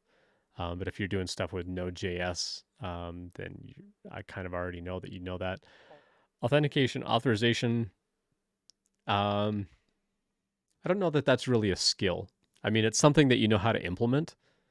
But having like listing this as a skill, I would qualify more as like I have built from scratch like this entire like I've reinvented or re-envisioned what it means to authenticate and authorize yourself, as far as a permissions based sort of tool chain or something like that. I don't know that these would really be skills. I would probably take these off. Um, for your employment, you've got non-technical employment, and I think that this is all the information that you needed to tell me. Is you were a deli clerk. I can probably guess what you did as a deli clerk. The auto detailing, yep, this is fine. Express lube, you probably don't even need to tell me your title at that point. But I think like this is perfectly okay. As far as like showing me that you were professionally employed and trusted in these roles, I think is fine. And they were long enough in the past that you probably don't need to put dates on here. Like, because it's not relevant technical experience, I think it's okay just to put the year range on here. I wouldn't think twice about that. Education, 100 devs. In this case, because your education is a little bit more important than your non-technical work employment, I would probably put the education above the employment, because it's showing more relevance. You're not kind of hiding it down at the bottom. You're making it very prominent that this was the education that I did. Like, these are the skills that I claim to know, and this is where I learned it. And so I would probably put that education right under your skills block, and then put the employment underneath that. Um, and keep the community college up there as well for the business administration. I think that'd be fine. Excuse me. Now, I can't highlight any text on the page, so I don't know whether you took a screenshot and you embedded that into a PDF. But if that's what you did, keep in mind that applicant tracking systems aren't going to be able to get any text out of this at all. And so be careful that this PDF is actually like scannable and readable and so on, as far as like being able to get text out of it. For projects, you're giving me the name of the project, giving me some information about it, giving me the tech stack, view the project. I love that you've got a live link on here. I'd probably also put a GitHub link to it as well. Even though you share your GitHub profile, I would love to see an actual like GitHub repo for that specific project. Just that way, if you've got a ton of repos on your GitHub profile, I don't have to go searching through your GitHub profile to go see the code for that particular project. Just make it as easy as possible for me to find that stuff.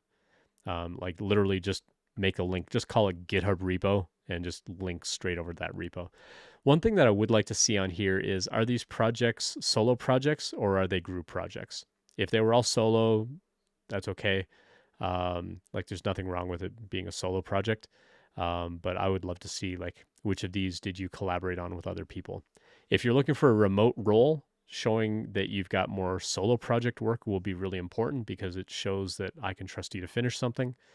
If it's more team based, and the job post and the company background talks a lot about, we're a family and we work as a team, then you want more group projects on your resume. You want to really promote group projects to show that you know how to work in a team.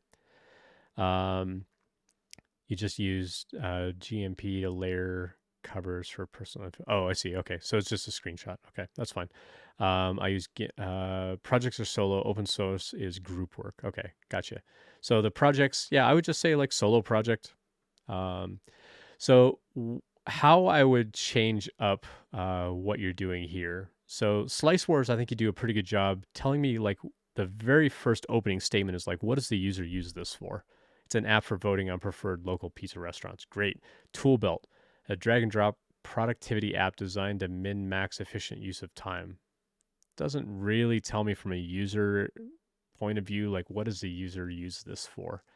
Um, like if you're doing like a literal elevator pitch, and Carmen was asking earlier, like our elevator pitch is important. Being able to like briefly describe something that conveys value right away is really important.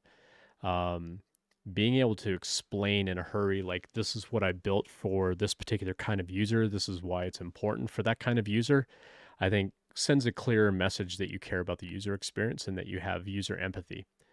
If you're doing an elevator pitch and you're literally in an elevator for 10 seconds, you're not going to say, hey, I built this really cool drag and drop productivity app designed ding, and they walk out the door and they don't even know what it is you built. So that's how I kind of gauge, like, how do I construct that opening sort of statement? Like I said, I think you did a really great job on that for Slice Wars. Like, hey, I built this cool voting app for people to vote on their favorite local pizza restaurants. Ding, they walk out the door, they know exactly what you built, right? But tool belt, like it's really hard like to min max efficient use of time. Like what does that even mean? So I would describe that a little bit more like who is this aimed at? Is this aimed at users who want more productivity out of life, that they're trying to fit more into their schedule? Like what does min max even mean? Like I understand min max from like character development for video gaming and tabletop gaming and things like that, but like does the average person know what min max actually means? So you want to kind of take a explain like I'm five stance on how can I tell people what this tool is about? It's a productivity app, but for what? Like, does it make me more productive? Is it an app to just help me organize things to make efficient use of my time? I would want to see a little more about that. And then talk about the features, include Pomodoro timers, to do lists, sticky notes, and so on. Embedded Spotify player. Okay. So this is, I mean, this feels like a kind of a catch all kind of project because you've got all these different things in here.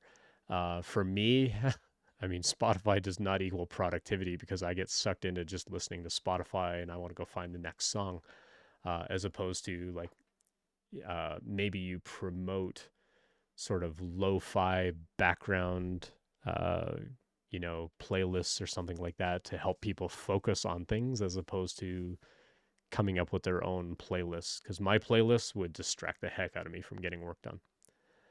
All components can be dragged and dropped anywhere within the web page. Local storage is used to save user states. This is all fine to talk about here at the end. I think that this is okay. TypeScript, React, Netlify. I think it's fine. You probably used way more technology than just this, though. Like this is probably more than just TypeScript and React. Like, you would have had some HTML5 in there. You would have had some CSS3 in there. Um, you would have used Git and GitHub. Did you do testing? Is there any sort of testing library that you used with this? I would want to hear a little bit more about other libraries that you use to help with drag and drop functionality. You could list out those libraries as part of this tech stack that you're explaining here. Um, Slice Wars, again, I love this opening statement. Utilize the Yelp API in the browsers. So lowercase b and browsers would be possessive, so apostrophe s. So you're using the browser's geolocation API. Utilizing the Yelp API and browser's geolocation API, comma, two restaurants are chosen at random for a user to vote on their preferred option. Okay. Only a restaurant ID, vote for and vote against are stored in a Postgres database. So that statement is a little bit hard to understand without like reading it and thinking about it for a second. So I would say the chosen restaurant ID and and the vote for or against are stored in a Postgres database. Um, or you could say like voting is stored anonymously. So it's anonymous voting only contains a restaurant ID and a vote for or against in a database. And then following that up with this next sentence saying results are aggregated by searching database for previously fetched restaurant IDs. And IDs would be like capital I, capital D, no apostrophe, but a lowercase s, because IDs are not possessive and calculating vote percentages. But like here, you're talking about TRPC and you're talking about Prisma and Vercel. Like, are there any other technologies like that that you used on this one as well? Basically trying to say no location data on the user is stored. Yep, which is fine. So again, I think you could just say like anonymous information, or you could even specifically call out like no user data is stored, but we do store the restaurant ID and a vote, and the upvote or downvote, like however you want to sort of call that out as reduced text. I think you could do that. Um, when we think about the layout and how it's talking about like having this empty space down here at the bottom, you kind of see this empty gap of space here, and you kind of see this empty gap of space here. I think you could probably condense these columns a little bit because you've got kind of a 50-50 split. I might do more of like a 60-40 split or a 70-30 split to where that left column is less wide than the right column.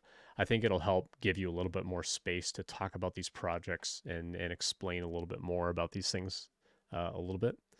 Um, and then getting into open source. OpenStick community is a community for designers and developers aiming to make gaming peripherals accessible to all. Okay. Design developed a product page aiming to act as a centralized hub for all content related to community projects, aggregated data across numerous platforms such as Discord, capital D, Shopify, capital S, GitHub, capital G, capital H. Designed a simple, intuitive UI for new and experienced community members to quickly find any resource associated with the community. That's a really, really long sentence. I would probably find a way to like split that up. And I think building out that simple, intuitive new UI for new and experienced community members and so on, I think could be part of like something a little bit higher up, and then later tell me I did this by aggregating data across platforms such as Discord, Shopify, and GitHub. I also wrote detailed documentation to guide members looking to I also wrote detailed documentation to guide members looking to add their project's information to the site. I also wrote detailed documentation. Um, I would probably say I documented detailed instructions to guide uh, project builders to adding their project information to the site or something like that. I think rewording that a little bit might make that less like, wait, I got to stop and think about what it is you said there. I would probably rewrite that a little bit. Astro, React.js, TypeScript, GitHub, Netlify. This is fine. Um, I would probably put TypeScript at the beginning of the line because without TypeScript, like, can you even do Astro and React? Because on these other projects you're listing TypeScript first, but here you're listing Astro and React first. I would probably keep TypeScript at the front of the line there. Maintain a reviewer of a social networking application for 5 months. So this is the only one where you're telling me the length of time and what your role is. These other ones you don't. At least with this open source one, you don't really give me like a timeline or a title or anything like that. Um, so Get Connected is a social media platform aimed at helping early career software engineers quickly build a supportive network. Okay. I actively contribute code to the project, focusing on feature dev, planning discussions, comma, and refactoring existing code base. Looks like you've got two spaces in here. And then that one's hidden, which is fine. TypeScript, React. So here you're doing React.js, Node.js. Uh, does Express have .js on here? But here you're spelling these technologies out correctly and using MongoDB. So yeah, just make sure that you're being consistent about naming those tools. But again, I would probably just get rid of the vertical bars. I like to group things up by like languages and frameworks and things like that. But if you're going to put these in a skills block on the left column, you're going to make that left column less wide than the right column. I think just a comma delimited list, I think will be fine. But overall, I think the layout is okay. You're kind of pushing that left and right margin a little bit. Like this left margin is pretty small. The right margin is a little bit wider. The top margin is pretty tight. Bottom margin is also pretty tight. So I would be careful about the font sizes that you're using on the page. You don't want to be like edge to edge text like all the way around. But overall, I like the layout. I think just going to more of a 70-30 split, I think will help sort of condense things down on that left side a little bit and help get rid of this big chunk of space at the bottom. And it'll also give you a little more room so that these don't feel like a huge amount of text. You can maybe even break some of these things into bullet points for the projects as opposed to like paragraphs of text. Because again, when we're looking for relevancy, we need to quickly read through this stuff, and bullet points are sort of subconsciously thought of like, oh, bullet points, this is going to be faster for me to read. Where I see paragraphs of text, I'm like, oh, this is going to take me a minute to get through. And it's just kind of a subconscious thing that goes through our mind. And so, whatever you can do to make them sort of subconsciously think, like, oh, this is going to be really easy to read, maybe moving some of these things into bullet points, I think would be a little bit easier for that. Hey, Juggling, good to see you in chat as well. Joined in late. Curious, is it okay to have a paragraph for each project or bullets still preferred? I would prefer bullets. I think paragraphs are okay because again, like I'm looking for relevancy, and then right before I call you on the phone, I'm gonna go back and I'm gonna read a lot more carefully about what's actually on the resume to make a final determination of do I call this person or not. And so I think it's okay to put paragraphs on there as long as it's really easy for me to find in a hurry. Are you even relevant for this job that I'm about to maybe call you for? So yeah, I think as long as you're showing that high relevancy, I think you'd be fine. Hey Whip, good to see you.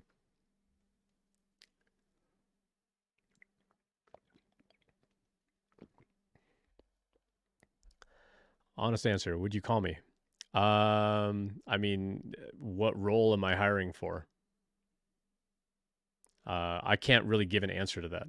Um, another thing that I just noticed really quickly in your contact info, you've got the protocol in front of like your what I'm presuming is your portfolio, and then your GitHub link, but you don't for LinkedIn, but you do add www on here.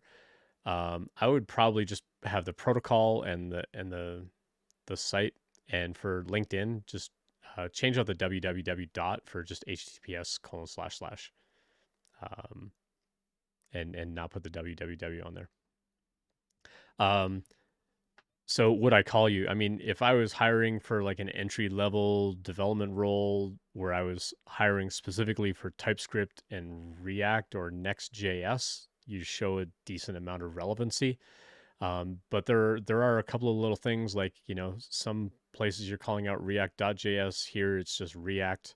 Up here it's React.js. Over here it's just React. So there's some consistency things that just sort of nag at the back of my mind of like, am I going to have to check on your attention to detail as you're writing up your code? So having that attention to detail on the resume lets me know that you're going to be pretty meticulous about your code. So that's why I was kind of pointing those things out. As far as the overall skills go, like yeah, you're an entry, like you appear at just face value, only what I've reviewed here on your resume. You appear to be an entry level JavaScript developer, TypeScript developer.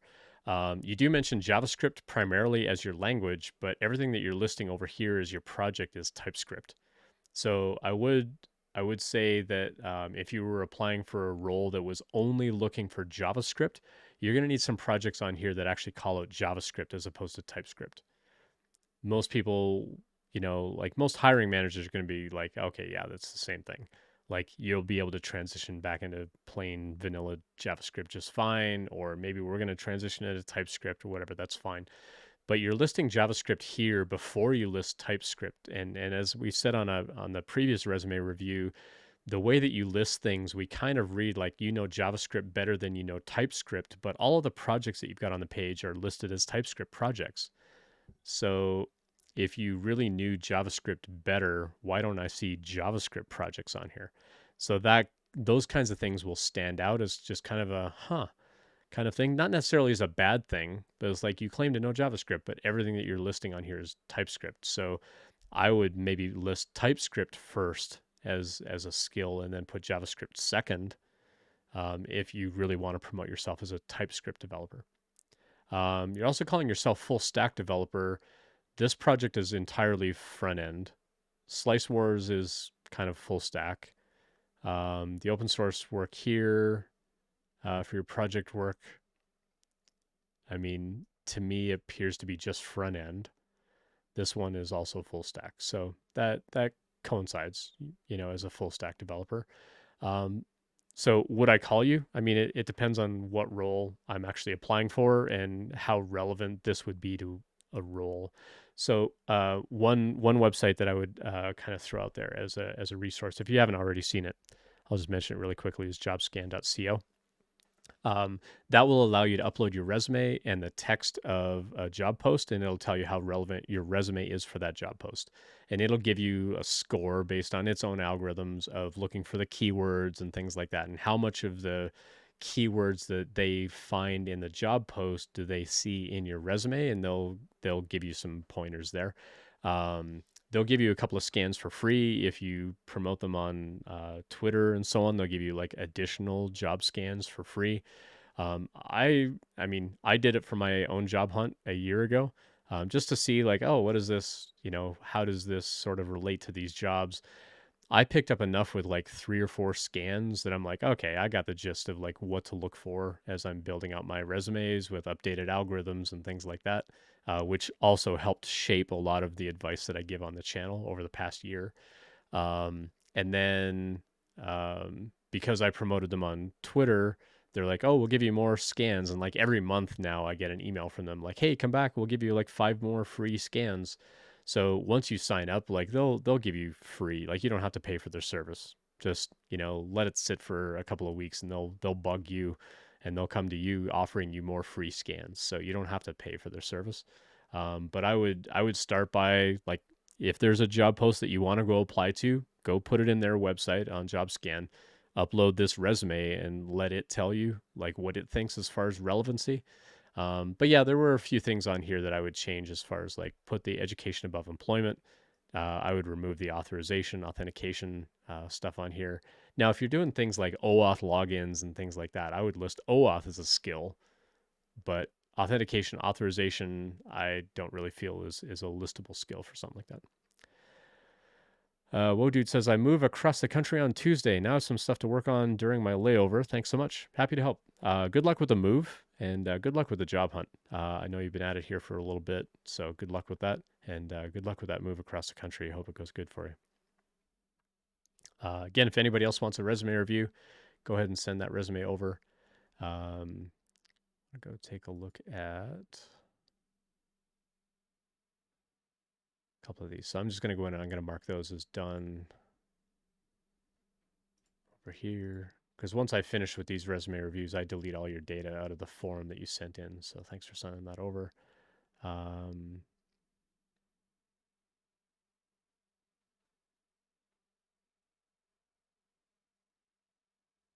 just looking at one more that came in to see if it was a public or private. So that was a public review. Okay.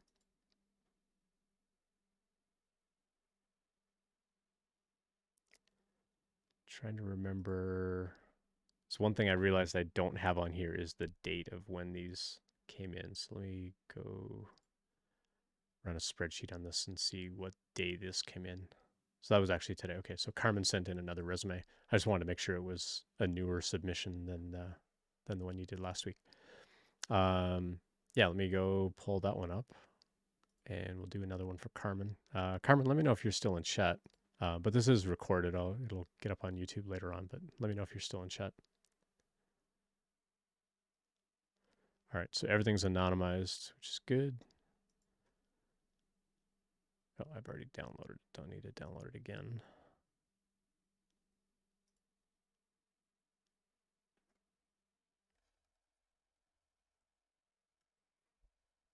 All right, let's pull this one up here. Oops. All right, so we got another submission from Carmen. So let's have a look. And so the note that Carmen sent in with this one, is this good enough to use for a full stack developer opportunity? So let me hydrate a little bit here and let's have a look.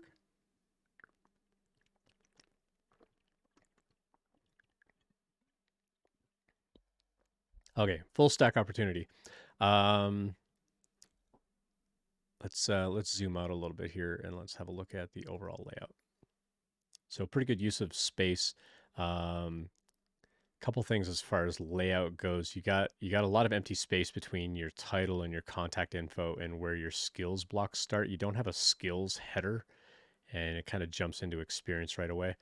You do have a little bit of extra space here at the bottom, so I might put a tiny bit of extra space in between, like the different sections. Like education could maybe get moved down just a tiny bit, and then experience could get moved down just a tiny bit, just so there's a little bit more of of space between where your skills end and then the heading for experience. Either that, or I'd make experience all caps, just so it's a very clear differentiation, or make this a whatever your favorite color is, add a little bit of color on here. I think that would be fine. Just so it helps visually kind of see that. But I would put like a skills header or something up here at the top as well. All right, let's dive in. JavaScript, SQL, CSS, HTML, YAML, etc. Postgres is capital SQL. Node.js, React.js. I don't know if Redux has a .js on there or not, but all these other ones look good. ASP.NET, GitHub. Although I think ASP is actually a language, isn't it? I think ASP is its own separate language. GitHub, GitHub Actions. Yep, this all looks good. Okay, so experience DevOps engineer at this org. You've got your dates on here. So your dates are actually lined up vertically here, like they are their own sort of left justified column. But you're going from like a left justified single column layout to suddenly doing this like multi-column layout where your organization is trying to be centered in here and doesn't really work out that way. So you've got these organizations which look like they're lined up here, but then your education sort of breaks from that a little bit to where they're now a left justified column, and then your dates are like another left justified column. I would probably just push all the dates all the way over to the right edge. And I would probably put the name of the organization and the name of your training school. I would just put a comma after the title or after the name of the education and just put comma and then the name of the organization. Because you're putting these things in bold, that's sort of standing out more than the organization name, and so I think it'll kind of convey that a little bit better. Because otherwise, it looks like you've got all this empty space in here, but here there's not as much empty space because this name ended up being really really long. So that might be one thing that I would change up there a little bit. Um, yeah, I would probably just do like the name of in this so well, we'll get to education in a minute. I think reorganizing how this stuff is laid out on education is important. DevOps engineer. So some of this is stuff that we talked about last week on the stream. Uh, Modernized development, automated CI/CD pipeline, GitHub Actions, Azure App Services. These are all really good.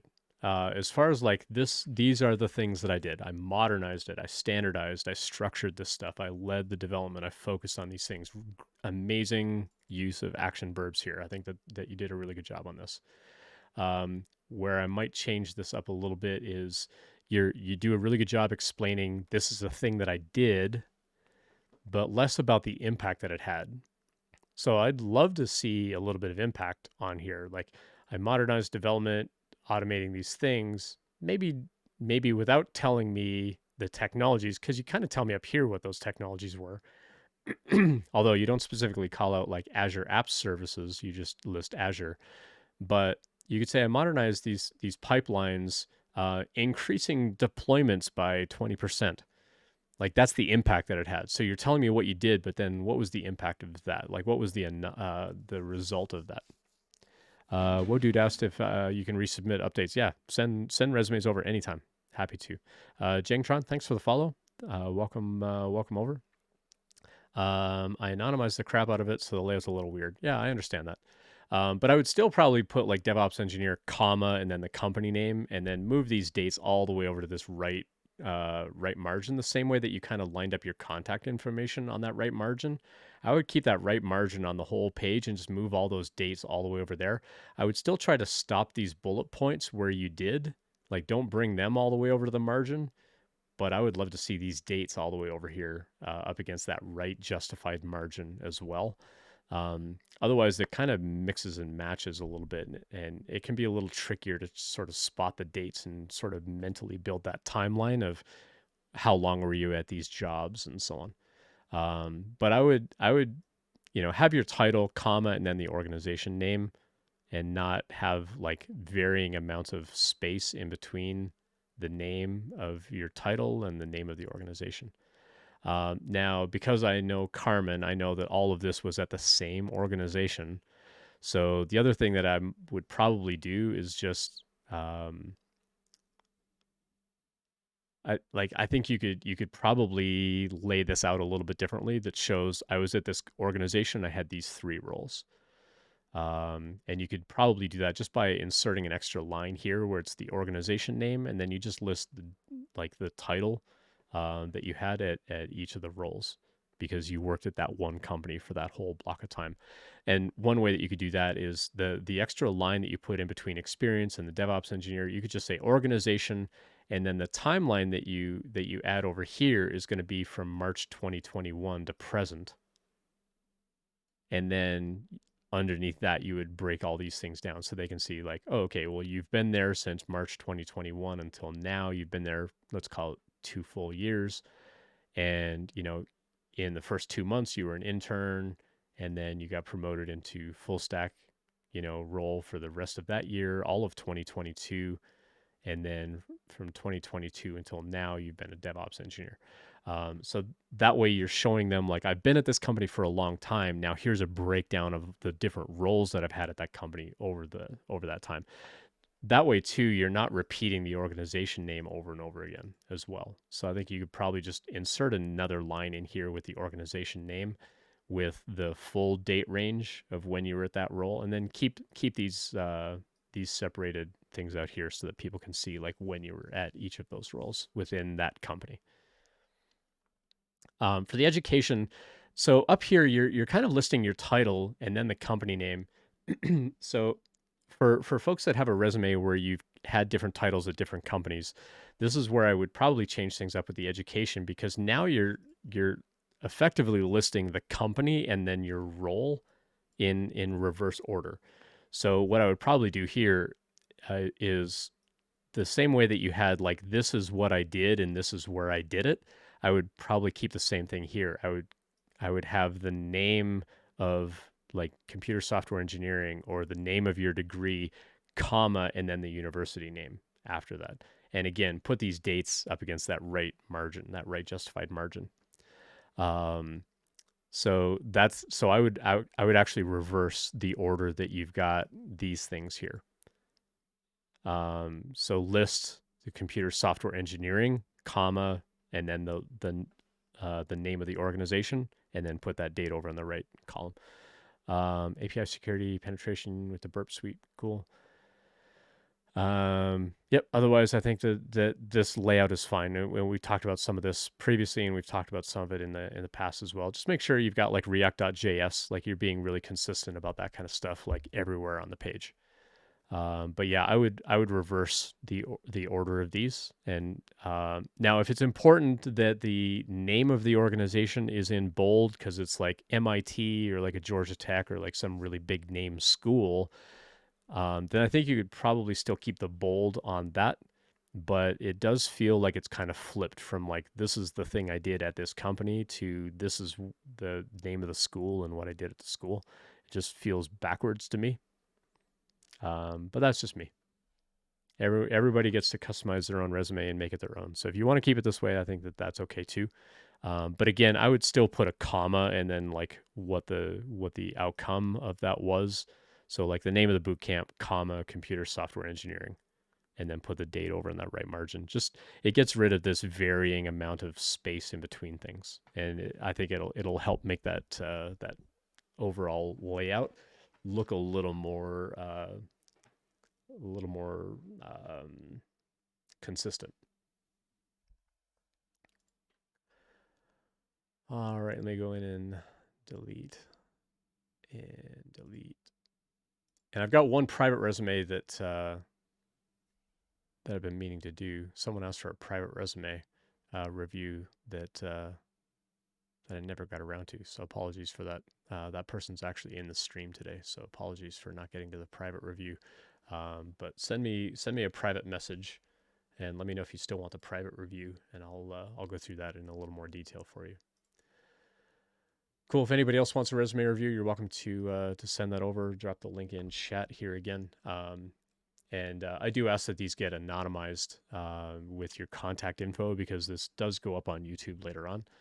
But if you want that discoverability and you want people to find your stuff, by all means, you're welcome to keep your contact info on there if you'd like.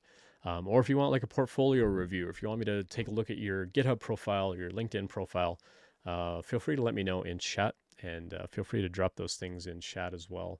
And I'd be happy to do reviews on those as well. You're welcome, Carmen. Thanks for hanging out today.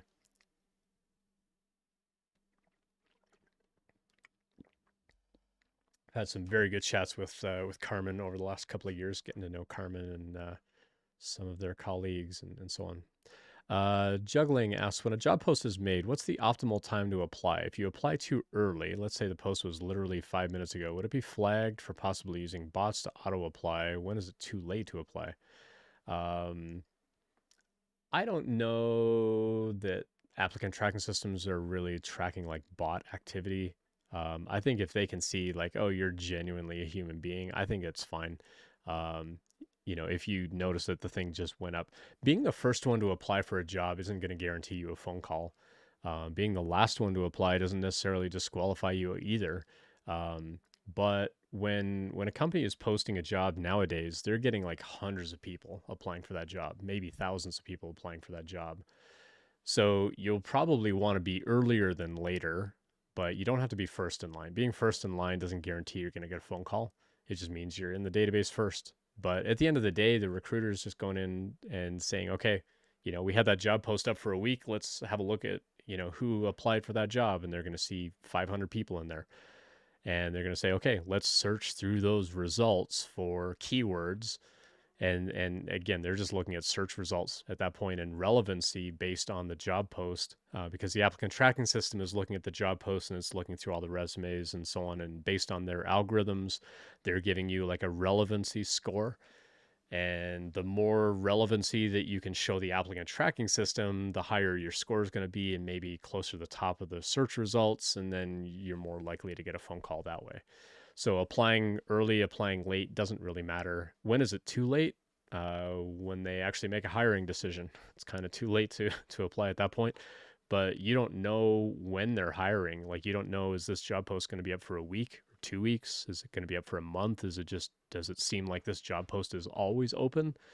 So I would say as soon as you find the job post and you do a little bit of research on the company and you think you want to apply for the job, apply for the job. If they've already closed it and they just haven't gone through all the different websites and shut down the job post, that's on them.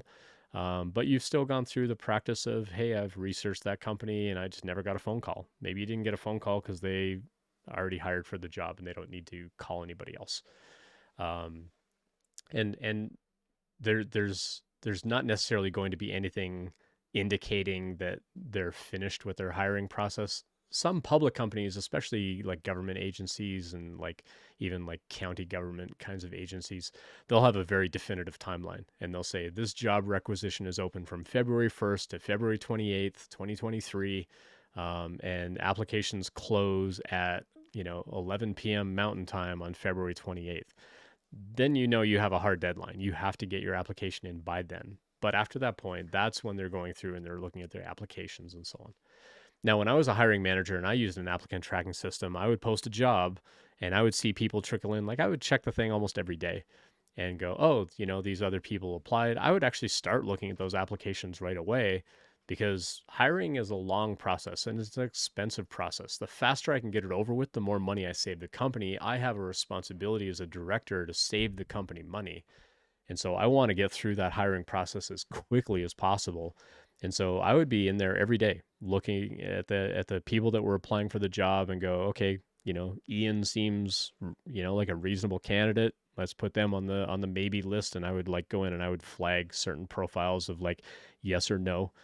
And then when it actually came time to like, okay, now we're going to start reviewing or we're going to start calling people, I would already have some of those pre-sorted, ready to go. In some cases, as soon as I would see applications coming in, I would go read through and go, yeah, let's have a phone call with one or two of these people, because that also helps me kind of get in the mindset of like, okay, what kind of person am I looking for this particular role, etc. And so I would actually call people right away, while everything is ongoing. I wouldn't necessarily wait to the deadline to start calling people. I might call them earlier than that. So every company is going to be a little bit different as far as what their overall process is. So I don't think that there's a hard like start and stop on that. I think it's pretty flexible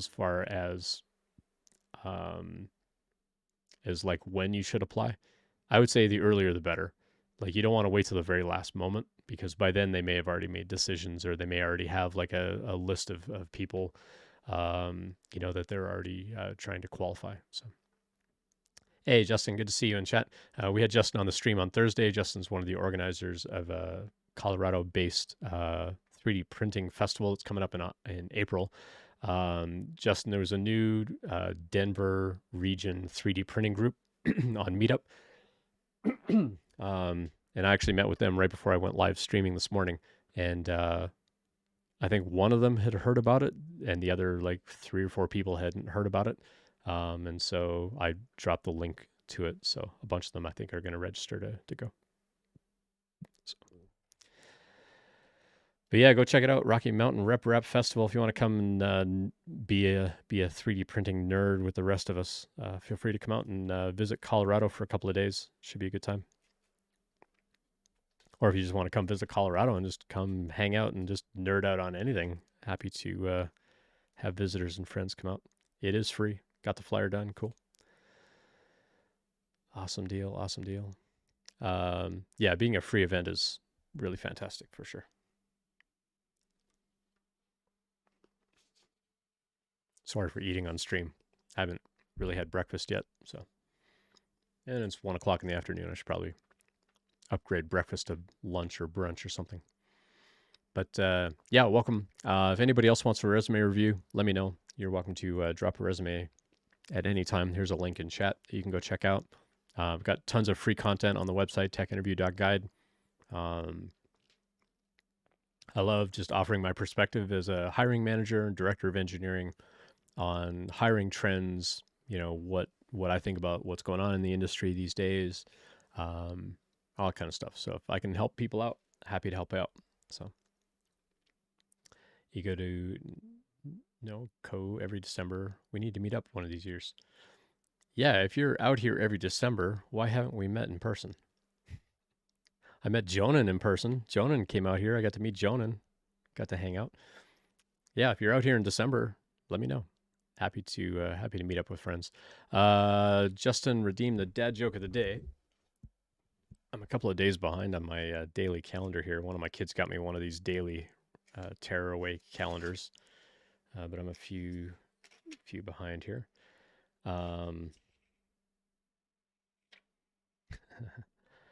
Justin, what do you call a sleeping bull? What do you call a sleeping bull?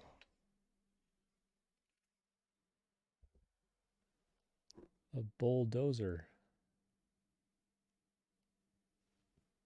So that's our dad joke for the day. Whip redeemed. Hello there. Yeah, the hello there thing seems to have broken. So let me get Hello there. an Obi-Wan up there for you. So hello there. I'm not sure why that broke. I'll have to go back and double check my streamer bot, but yeah, it's supposed to, like, when you redeem that, it's supposed to pop up Obi-Wan and say hello there. I think I've got.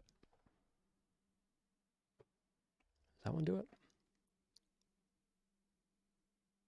Nope, that one doesn't do it either. Yeah, my streamer bot integration seems to have broken. I'll have to go check that out a little bit later on. So yeah, so Tuesdays I'm going to be rebuilding the whole Tech Interview Guide website, tying it in more with the YouTube stuff, um, and then also going to be spending my evenings like getting the wall set up here. So as I mentioned, I've been 3D printing the honeycomb wall stuff. You can find this online for free. Um, you just have to print like a mad amount of these things. So I've got like stacks of them back here, and I basically want to like fill up this whole wall behind me. And then on the nano leaf panels, I want to figure out like where I can put these like little plugs or something like that on the back to then actually plug into that wall. But what I need to do is like put the hex thing over top of the nano leaf and like draw in with a pencil or something like where to actually attach those things. And some of them you can make magnetic, and some of them I'll probably just use like the command tape or whatever on them. But they do get a little heavy. I've tried like the 3M command sticky double-sided tape things to like stick it on the wall, but if the wall is textured, they don't stick on there, and they were falling off all the time. So I was 3D printing these little brackets and like screwing those and nailing those into the wall. So the way that I used to have it in the past, those were actually like mounted on the wall, and then the light just clicks into that. So I kind of want to do something similar with these, where there's something that I can like there's these little attachment things on the back where this can actually like click into something that'll hold it in place.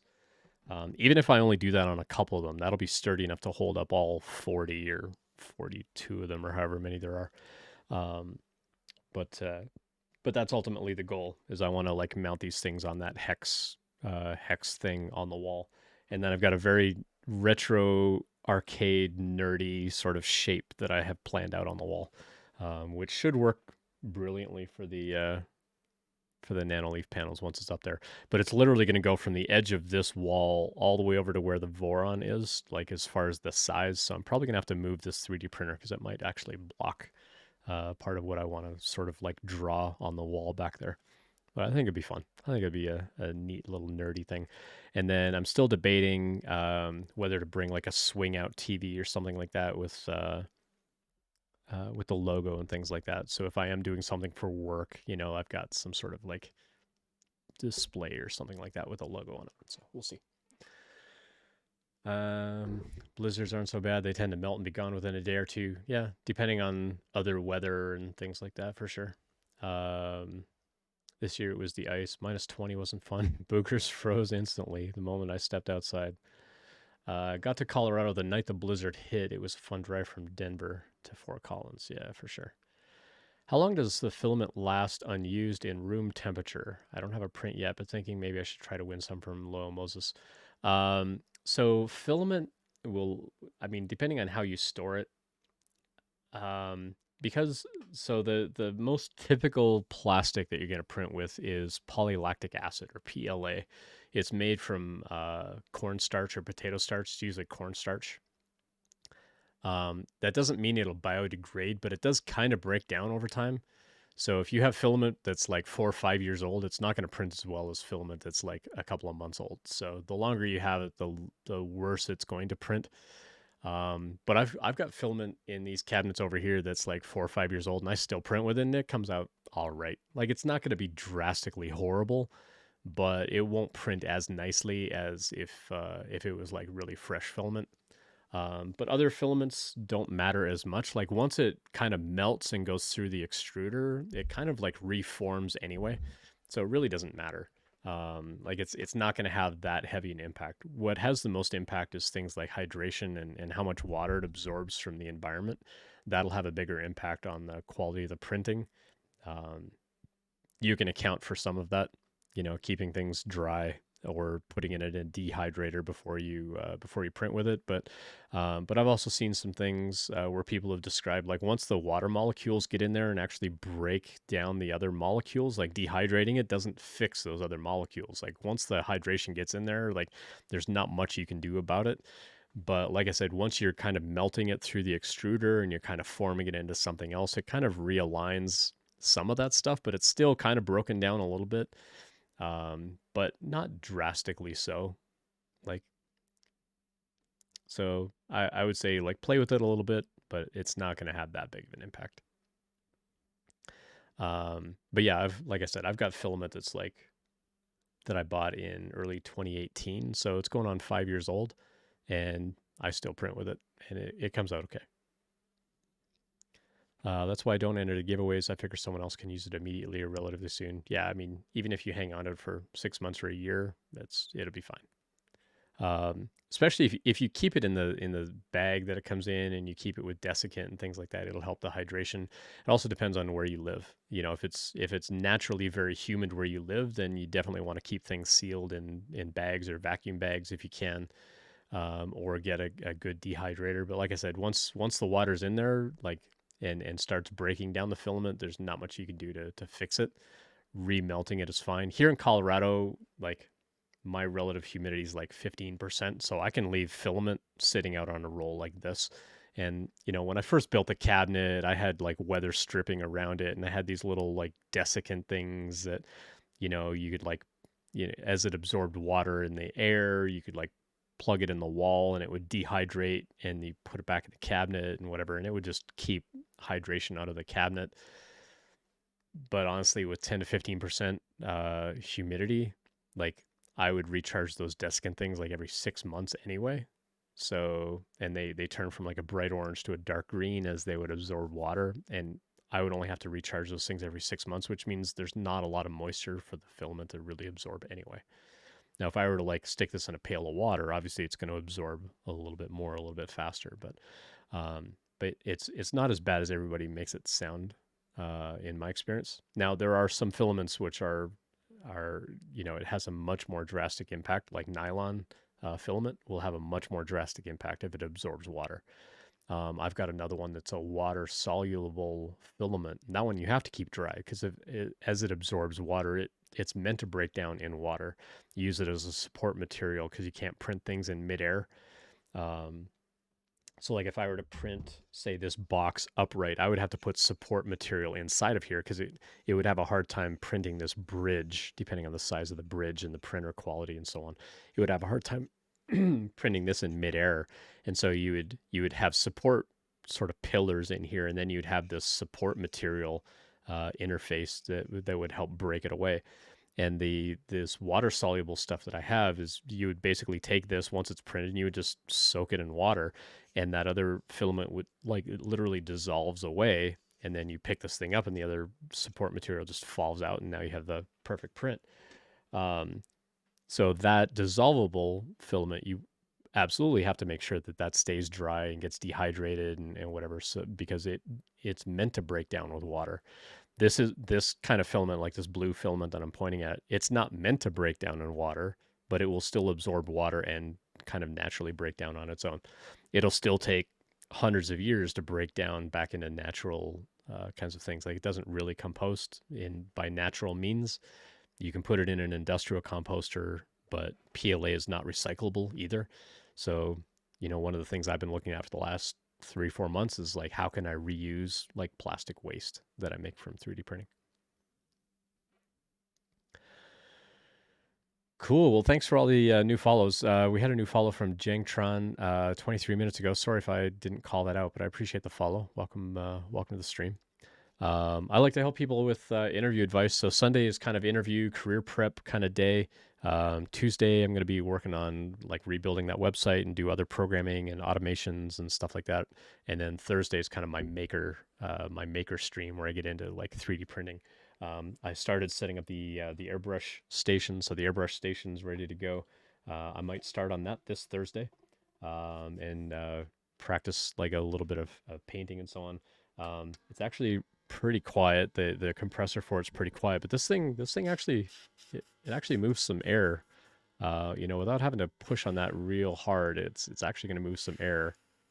The thing about the compressor though is the compressor is tankless, so it's just this little box. I can bring it on camera.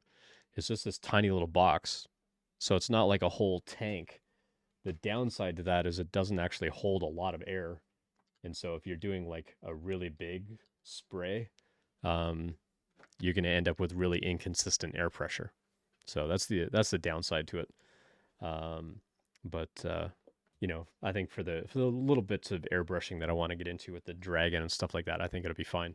So I 3D printed this dragon. The wings are sitting up here behind me, but the wings are basically going to go in here. And this PLA actually ended up being a really nice translucent one. So I actually reprinted this dragon entirely in this translucent blue. And it came out looking really nice. Let me go grab those pieces real quick.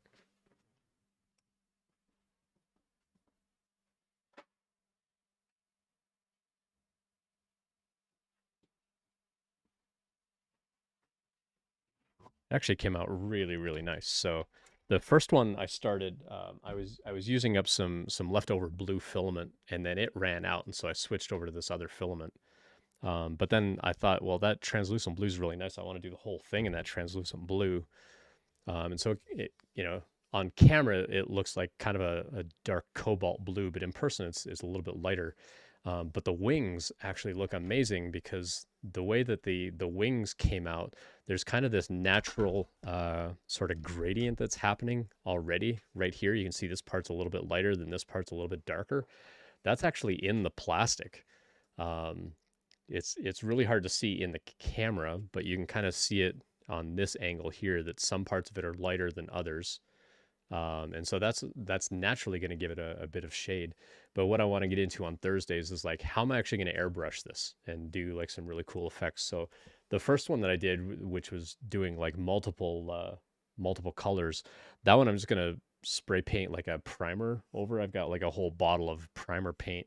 But this one I'm actually going to leave mostly in this blue color, and then the wings just fit into these slots on here.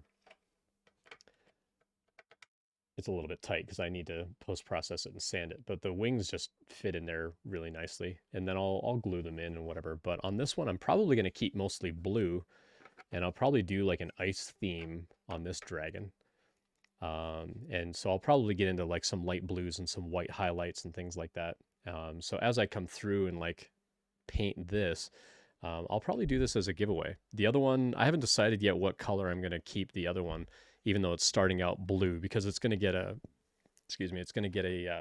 flat coat of primer I don't know if I'm going to do black primer or gray primer, but it's going to start out with just a neutral color and then get painted from there. And I haven't decided yet what color I'm going to do that one.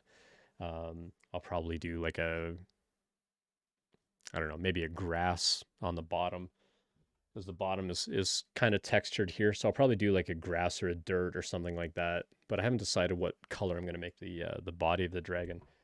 But this other one, because this translucent blue looks amazing, I want to try and leave as much of this translucent blue as possible. And I'll probably just add some highlights on the wings.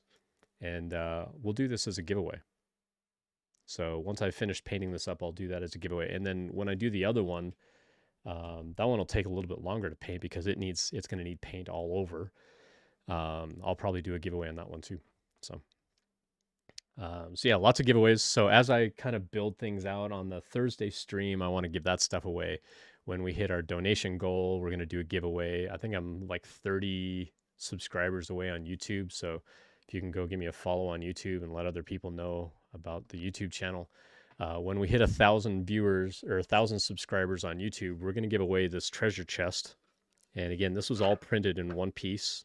It printed like this on the printer. You can see the striping here of the color that printed, and then it closes on its own. There's spots here to put some magnets in, so I can use these like tiny little magnets on here, and that'll help keep the lid closed, that it won't slide open. I just have to like glue the little magnets in here, and then there's spots on here for the other side of the magnet. And so I'll put magnets in it. It's empty right now, but it won't be empty when you get it. So whoever the recipient is of this, you're gonna get a nice little surprise in there once we get a recipient for that. But it closes up really nice. Like it closes up really really well, and it's really neat to see. The just the way the lighting hits, it kind of looks a little bit cartoony with the way that the little cutouts in the wood are kind of there, but in person it's a lot more subtle, but they're deep enough that you get a really nice shadow on the little wood cracks and things like that. So we're gonna give this away on the stream once we hit 1,000 subscribers on YouTube. So if you're not subscribed, please go subscribe on YouTube and tell other people to subscribe, and we'll do that giveaway. That one will probably come up a lot sooner. I'd love to give that thing away by the end of February. And then as I get these dragons painted, we'll do giveaways for those. When we hit our donation goal, we'll do a giveaway for that. April is going to be a whole month of giveaways. So we'll be doing giveaways on giveaways. Hey, Mark H, good to see you. So yeah, we'll have lots and lots of giveaways. The wings are clipped. Yeah. So the designer of this model, they made like, you know, little holes in the wings and stuff like that. And then there's little horns and things like that that go in the model as well. And again, I haven't post processed these at all, so there's a little bit of stringing filament on here. But for example, there's a whole range of these little tips, and these little tips go on the edge of the wing. I can get one of the wings out of here. So each of these 5 points here have a little claw that like sticks out of the wing like that. And so there's five for each wing. And then the head of the dragon, this is the head and the neck put together. And I'm going to go through and paint all this as well. But the dragon head has holes in the top and the bottom here. And that's for these really big horns. So the big horn here is going to be kind of at the top. And then there's a slightly smaller horn that sort of comes out of the lower part of the jaw. It looks really, really neat once you get it all assembled. So for this dragon, I'm probably going to paint the horns like a bright white color, something like that, or do some sort of aging technique, just to make them look aged or weathered or something like that. And I'll put that on this dragon. For the other dragon, I'm probably going to keep the translucent blue color because that translucent blue looks really, really neat. But again, I might put like some ice highlights or something through there. I don't want it to be like, you know, Game of Thrones, spoiler alert, Ice Dragon from Game of Thrones or anything like that, but it might end up that way. I don't know. We'll see. I like how there isn't a noticeable gap when the tentacle opens.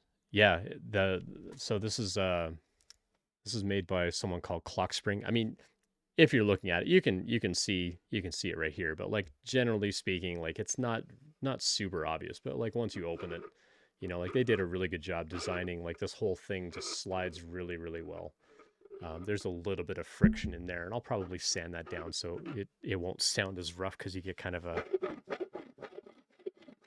sort of sound on it. So I'll sand it down. Like I've got some post processing to do, but I'll sand it down because it's a little bit rough in here. So I'll make sure that that's sanded, and there's still going to be some friction because the lid is actually heavy on it. That whole thing weighs it's probably 2 pounds just in and of itself, and I'm gonna put some fun stuff in it too. So you were thinking Game of Thrones Frost Dragon, yeah, that's probably what I'm gonna aim for on that other one. It won't be like bright white like the movie, but or the show, but it'll be fun to paint. It's going to be really interesting. So I've actually learned some techniques from the Babe Ross channel. You might have seen. Actually, Babe Ross is like up here in chat. Um, I actually sent one of these dragons to Babe Ross. She mentioned that she might want to paint one on her stream. She hasn't yet, but she gave me some really good ideas about like, when the dragon is sitting here, like think about how the sunlight would hit kind of all the same direction and make sure that you're like painting the highlights all from the same angle. That way it doesn't look like there's like tons of light sources, like you're highlighting like weird parts of the dragon, differently or whatever like that. So those are the kinds of things that I'm keeping in mind. Like I'll probably assemble the whole dragon, put it in the spray booth and like spray a bunch of paint from one direction. Just that way it's all kind of hitting that one direction, to hit the dragon as far as like highlights and off colors and things like that. So it'll be fun. I'm looking forward to getting into the painting on that one. It's gonna be messy though, so I need to finish like getting a spray booth and so on set up over here. I've got some acrylic and so on that I'm kind of building up. Some like other areas here that I'm gonna use as a little sort of spray booth, but I got to get like some fans and fumes and stuff because I don't want it to spray over here on the computer, obviously. So I need to make sure that my stuff's going to be protected. If it won't work out over here, then I'll move that over to the other bench where I'm going to be doing the resin casting and stuff like that. So good times, good times. Lots of fun stuff going on. Lots of ideas and lots of stuff that I would love to get into. And so yeah, as I get into like post processing prints and painting and things like that, I'm just gonna give that stuff away on the stream. So as soon as I finish things up, like as I'm streaming, I'm like, okay, well this print's done. I'm gonna give it away. We're gonna like do a giveaway that stream, and we'll just find someone in chat, and we're gonna give that stuff away like right away. So that's the plan.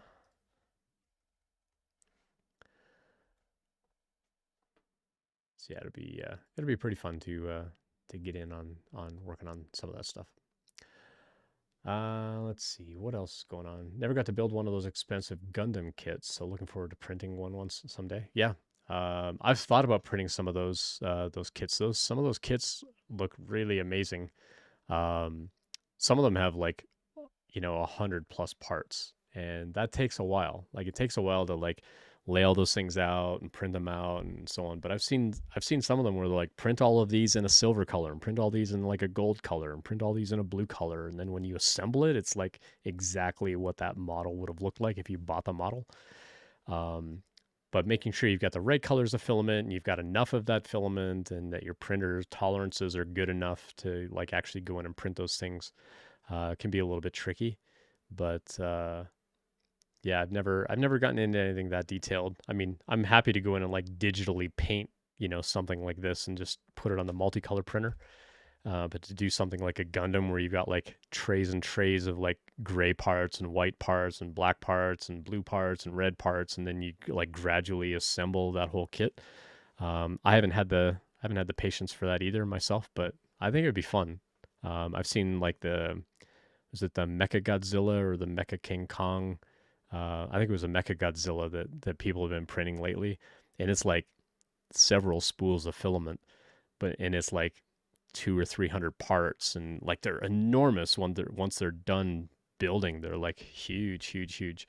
That kind of thing would be really fun if I had like the time and the patience and the right amount of the right kind of filaments and things like that. But like I've got like two spools of this color and one spool of that color. So to take on a project like that, it's like, okay, now I've got to go invest in like 3 or 4 spools of the exact same color, hope they come from the right, like the exact same batch, so they're the exact same shade and things like that.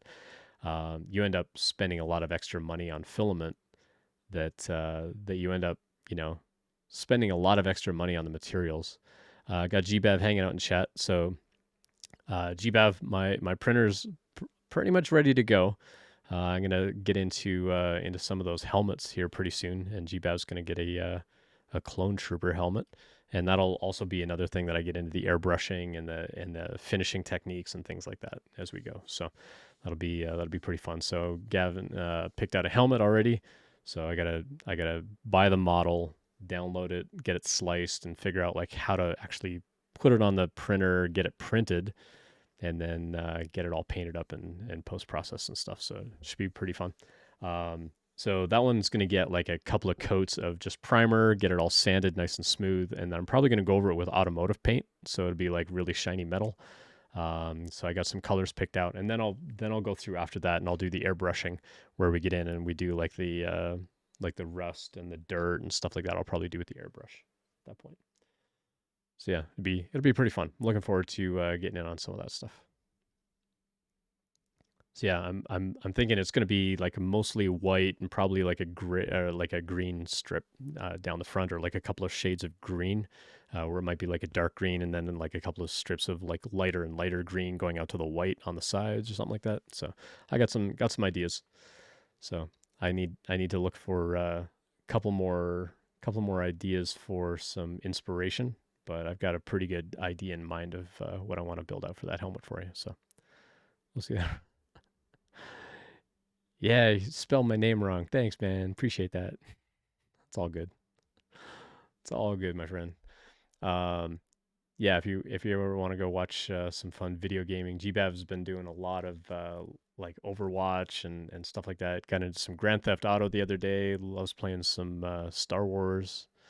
Um, I'm really waiting on the Hogwarts because that's coming out this coming week. I'm really hoping that they allow people to download the Hogwarts client like ahead of time. That it's not this mad crush on day one that everybody's got to download an 80 gigabyte piece of software.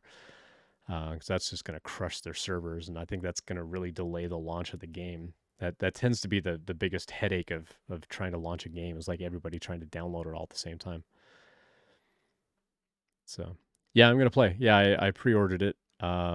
But yeah, it's like an 85 gigabyte download or something like that. So even if you've got a really fast connection, you're sharing that with everybody else. So hopefully it'll download quick. Gonna play right when it drops, gonna wait a few hours. Yeah, I mean, between the lag of like everybody trying to get in and then all the new player areas all get swamped with people. And so usually like starting a brand new game on day one is really hard because everybody's like just crushing that new player area. And it's like, go kill 5 bats. Well, you can't find any bats because there's like 500 people out there trying to kill the same bat. So it'll be a little tricky for sure. Downloading Elden Ring took a while because everyone was trying to get it. Yeah, like day one launch is always really hard. But if they can say like, hey, like 90% of the software is finished, maybe there's like a last 1 day patch or something that we got to do. Like let people start downloading that now, so that when the game actually launches, you've only got like a little bit to download for like a final patch or something like that. But I can also see why they don't want people to do that, because they don't want you to disassemble it and like get out spoilers and stuff like that. So I don't know.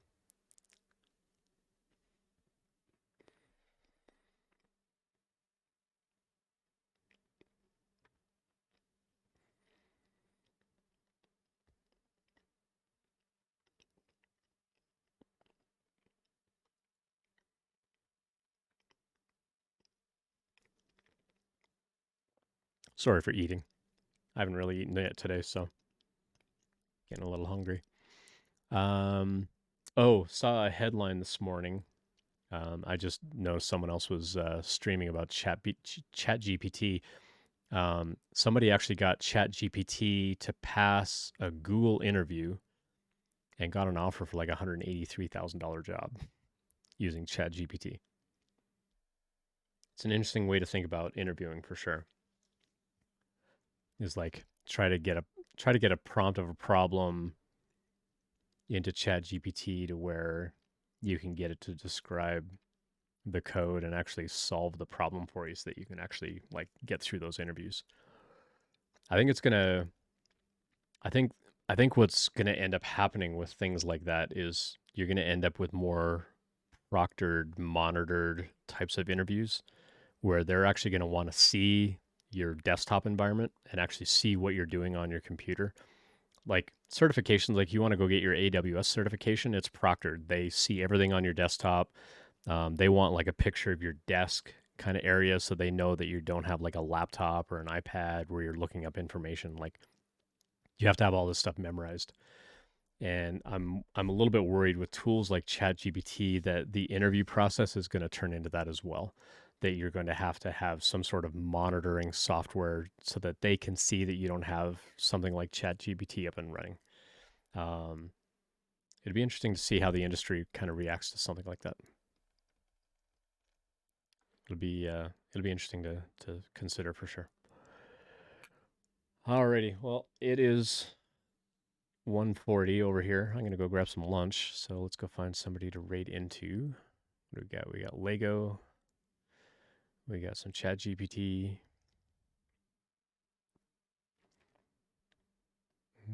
Got some web development.